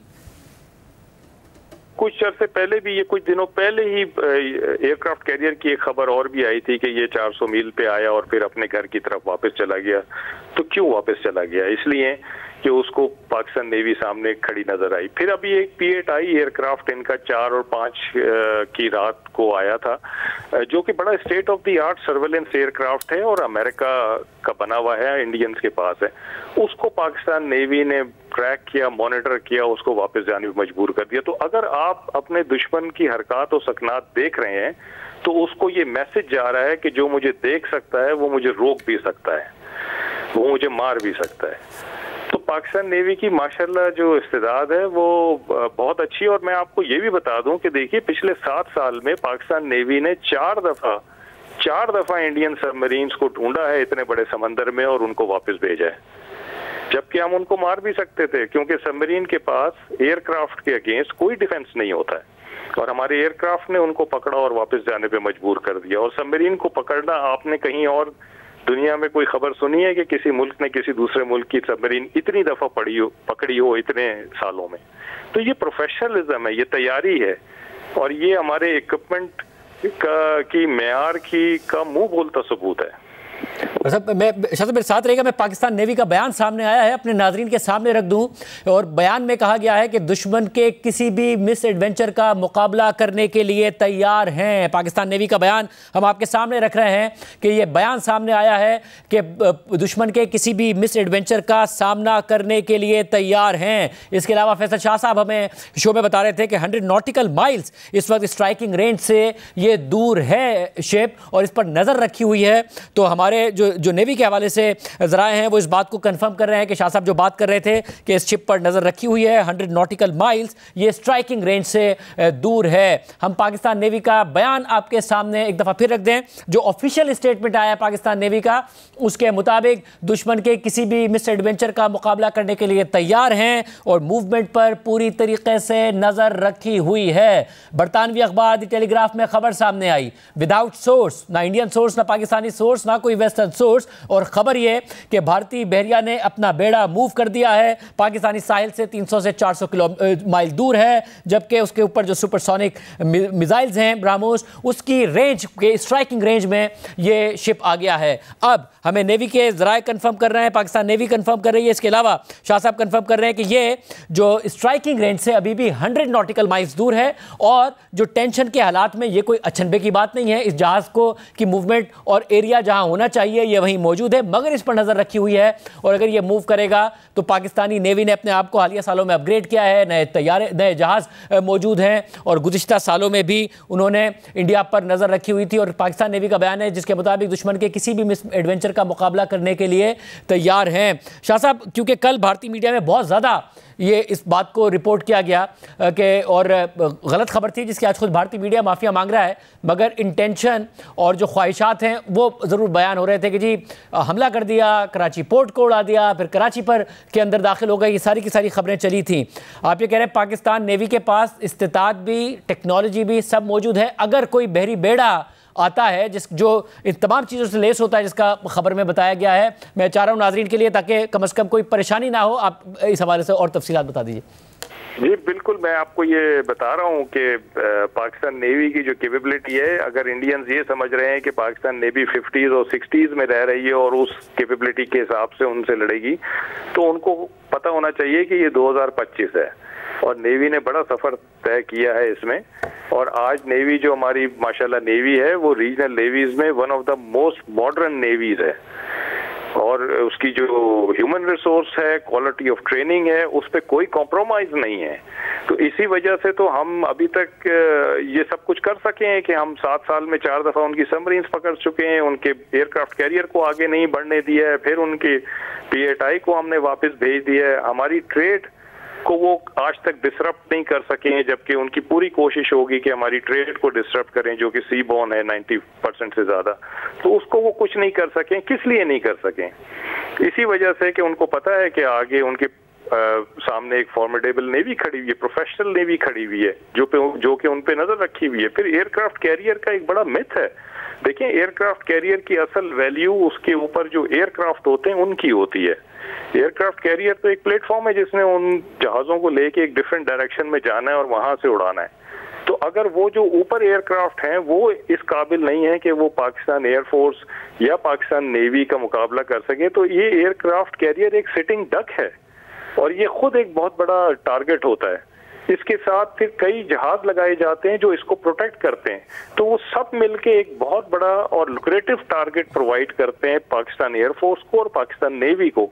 तो हमें खुशी होगी कि ये आगे आए, करीब आए, ताकि हमें भी कोई ट्रॉफी मिले, हम भी कोई उन जीत का जश्न मनाएं। और हमने उन पे अगर नजर रखी हुई है तो उनको ये पता है कि हम आगे जाएंगे तो फिर मार भी खाएंगे। वैसे ये आपने बड़ी अहम बात की है, क्योंकि जब हमारे साथ शहजाद चौधरी साहब मौजूद थे, वाइस मार्शल रिटायर्ड, तो उन्होंने भी कहा कि जहाज़ तो उनके पास वही होंगे जो हैं, वही मिग होंगे, वही रफाल होंगे। रफाल का हालिया तजर्बा है। तो आप ये कह रहे हैं कि हालिया जो एयरफोर्स ने अपनी सुप्रीमेसी कायम साबित की है और बड़ी ज़बरदस्त तरीके से टारगेट किया है, तो वही जो टेक्नोलॉजी है, वही जो इस्तात है, वही नेवी और एयरफोर्स की आपस में कॉम्प्लीमेंट कर रही होगी इस चीज़ का भी सामना करने के लिए, क्योंकि इंडिया उसी अपनी टेक्निकल सलाहियत के साथ आ रहा होगा इन जहाज़ों के साथ। जी बिल्कुल, देखिए उसके ऊपर मिग 29 है और वो जाहिर बात है कि कोई इतने एडवांस जहाज नहीं है, और पाकिस्तान एयरफोर्स और पाकिस्तान नेवी की जो कंबाइंड कैपेबिलिटी है वो इतनी काफ़ी है कि इन जहाज़ों को आराम से टेक ऑन कर सकती है। इन जहाज़ों के बाद उनका जो प्लेटफॉर्म है, जो एयरक्राफ्ट कैरियर है, या उसके साथ जो और बाकी डिस्ट्रॉयर्स और फ्रिगेट्स आएंगे, उनको भी टेक ऑन कर सकते हैं। तो ये मैं यही बता रहा हूँ कि ये खुद एक बहुत बड़ा टारगेट बन गया है। ये एक आप समझिए कि इस वक्त इसलिए वहां पे मौजूद हैं कि वो अपनी कोई सिचुएशनल अवेयरनेस कर रहे होंगे या कोई एक पोस्चरिंग दिखा रहे होंगे हमें, लेकिन ये एक नॉर्मल बात है नेवल वॉरफेयर में, इसमें कोई अचंभे की बात नहीं है, कोई मतलब सरप्राइज नहीं है ये। बहुत शुक्रिया, शाह साहब हमारे साथ मौजूद थे। नाज़रीन आपका, और वो ये बता रहे हैं और हमें पाकिस्तान नेवी के ज़राए भी अब इस बात को कंफर्म कर रहे हैं कि ये जो रिपोर्ट है उस हिसाब से ये बात जो है वो दुरुस्त नहीं है। जो टेलीग्राफ में छापा गया कि पाकिस्तान के स्ट्राइकिंग रेंज में ये बहरी बेड़ा आ गया है, जो सिक्योरिटी सोर्सेज कह रही हैं वो ये कह रही हैं, और जिस बात को शाह साहब ने भी इस वक्त अब से थोड़ी देर पहले हमारे साथ प्रोग्राम में कंफर्म किया फैसल शाह साहब ने कि, और फैसल शाह साहब रेयर एडमिरल रिटायर्ड हैं, उनकी तरफ से ये कंफर्म किया गया कि जो 100 नॉटिकल माइल्स है स्ट्राइकिंग रेंज जो है उनके जिन मिसाइलों से ये लेस है उसमें 100 नॉटिकल माइल्स दूर है। ये अभी स्ट्राइकिंग रेंज में कतई तौर पर पाकिस्तान नहीं है, मगर पाकिस्तान नेवी ने इस पर नज़र रखी हुई है। एविएशन एक्सपर्ट ताहिर इमरान मियाँ जो बाकायदा तौर पर रिसर्च करके हमें बता रहे थे कि जितने भी जहाज़ों को उन्होंने ट्रैक किया है, पाकिस्तान के करीब कोई ऐसा जहाज़ नहीं है जैसा किसी स्टोरी में बताया गया है इतनी करीब। और अब पाकिस्तान नेवी के ज़राए ने भी इस बात को कंफर्म कर दिया है कि जो 300 से 400 मील बताया गया कि जहाज़ ये दूर आ गया है और स्ट्राइकिंग रेंज में इसकी पाकिस्तान आ गया है। हम दोबारा बता रहे हैं कि द टेलीग्राफ की स्टोरी में कोई सोर्स उन्होंने नहीं बयान की है, उसको अब विद सोर्स हम आपको बता सकते हैं कि पाकिस्तान नेवी कह रहा है कि पाकिस्तान स्ट्राइकिंग रेंज में नहीं है, परेशानी की कोई बात नहीं है, हम तैयार हैं, अगर दुश्मन ने कोई भी अग्रेशन दिखाया तो उसका मुंह तोड़ जवाब दिया जाएगा। मगर इस वक्त ये जहाज़ 100 नॉटिकल माइल्स दूर है और इसको वहीं होना चाहिए जहां ये मौजूद है इस टेंशन के हालात में। इसलिए ऐसा नहीं है कि कोई अनएक्सपेक्टेड ऐसी मूवमेंट हुई है जिससे पाकिस्तानी परेशान हो जाएं, या पाकिस्तान नेवी कह रही है कि कोई परेशानी की बात है। इसलिए हम आपको फिर बता दें कि ये जो खबर में आया था जिसने ज़ाहिर है हेडलाइंस बनाना शुरू कर दी थी, अब हमें बाकायदा तौर पर कन्फर्मेशन आ रही है कि 100 नॉटिकल माइल्स दूर है और पाकिस्तान नेवी ने इस पर नज़र रखी हुई है। मज़ीद तफसीलात फैसल शाह साहब ने बताई इस हवाले से, और ये सारा का सारा मामला नाज़रीन आपके सामने आया है। हम आपको फिर बता रहे हैं कि भारतीय मीडिया मुसलसल रिपोर्ट कर रहा था कि पाकिस्तान की तरफ से आज फिर दरअंदाजी की गई है। कल जो उन्होंने क्लेम किया, पाकिस्तान ने कल उसका डिनाइल दिया और आज सबूत मांगे, मगर आज सबूत नहीं दिए गए कि जिस तरह पाकिस्तान ड्रोन्स दिखा रहा है, कल 29 दिखाए, आज 48 दिखाए, तो भारत की तरफ से भी दिखाए जाएं, मगर ऐसा नहीं हुआ। और फिर आज वो फिर रिपोर्ट कर रहे हैं, पाकिस्तान फिर डिनाई कर रहा है। उनकी तरफ से कहा जा रहा है कि पाकिस्तान ने 20 शहरों पर हमला किया है। कहा करते थे कि सिर्फ हम घुसकर मार सकते हैं, पाकिस्तान में मारने की सलाहियत नहीं है। 2 दिन से रिपोर्ट कर रहे हैं कि पाकिस्तान घुस के मार रहा है। ये कह रहे हैं कि रेड अलर्ट पर अमृतसर है। पाकिस्तान मुसलसल कह रहा है हम अमृतसर को ना टारगेट किया है, नाम करेंगे, सिविलियन आबादियों को हम टारगेट नहीं करेंगे। मगर आज एक दफ़ा फिर उन्होंने रेड अलर्ट किया, अमृतसर ब्लैक आउट किया और फिर कहा कि हमले हुए हैं। रॉयटर्स की तरफ से ज़रूर रिपोर्ट किया गया कि धमाके सुने गए मुख्तलिफ शहरों में, मगर उसके बाद पाकिस्तान कह रहा है हमने नहीं किए, भारत कह रहा है पाकिस्तान ने किए हैं। कल उन्होंने ये दावा किया, उसके बाद आज दोबारा 48 ड्रोन्स पाकिस्तान में आ गए और पाकिस्तान ने वो मार गिराए। अब इस हवाले से कल क्या करेंगे? बैनुल-अक़वामी मीडिया में द टेलीग्राफ ने ये रिपोर्ट कर दिया कि 300 से 400 जो माइल है, और विदाउट सोर्स रिपोर्ट कर दिया। हम आपको बार बार बता रहे हैं कि 300 से 400 जो मील है उसकी स्ट्राइकिंग रेंज में ये बेड़ा आ गया है। पाकिस्तान नेवी के ज़राए ने इस बात को कहा है कि ऐसा नहीं है, ये अभी भी स्ट्राइकिंग रेंज से 100 नॉटिकल माइल दूर है और हमने इस पर नज़र रखी हुई है। साथ ही एविएशन एक्सपर्ट ताहिर इमरान भी हमारे साथ प्रोग्राम में मौजूद थे, उन्होंने इस बात की तस्दीक की कि उन्होंने जो ट्रैक किया है, ऐसी कोई चीज़ नहीं है। ताहिर इमरान मियाँ ने कल भी जब इंडियन मीडिया ये दावे कर रहा था कि इंडियन का जो फ्लीट है वो पाकिस्तान में आ गया है और पाकिस्तान की पोर्ट को तबाह कर दिया है और शहर के ऊपर जो है वो अब तबाह किया जाएगा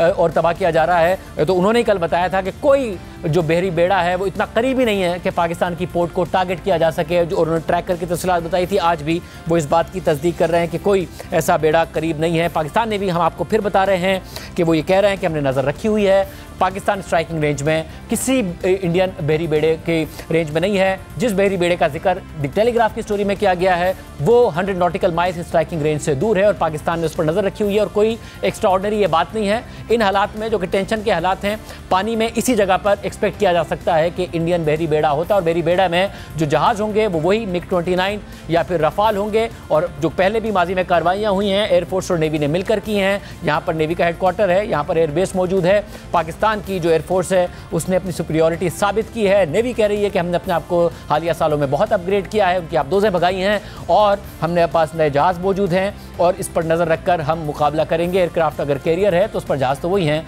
जो कि भारत के पास हैं, जिसका अभी कुछ दिन पहले पाकिस्तान ने जिसमें से 5 गिराने का दावा किया है, 4 को अब भारतीय मीडिया भी मान रहा है कि पाकिस्तान ने गिराए थे। कल हफ्ते का दिन होगा और ये टेंशन का माहौल रहता है, तो कल इस प्रोग्राम में आपसे एक दफ़ा फिर मुलाकात होगी। आमतौर पर हम पीर से जुमे तक ये प्रोग्राम करते हैं, मगर कल आपसे फिर मिलेंगे, आपके सामने मालूमात और तफसीलात लेके आएंगे। याद दीजिए, अल्लाह हाफ़िज़।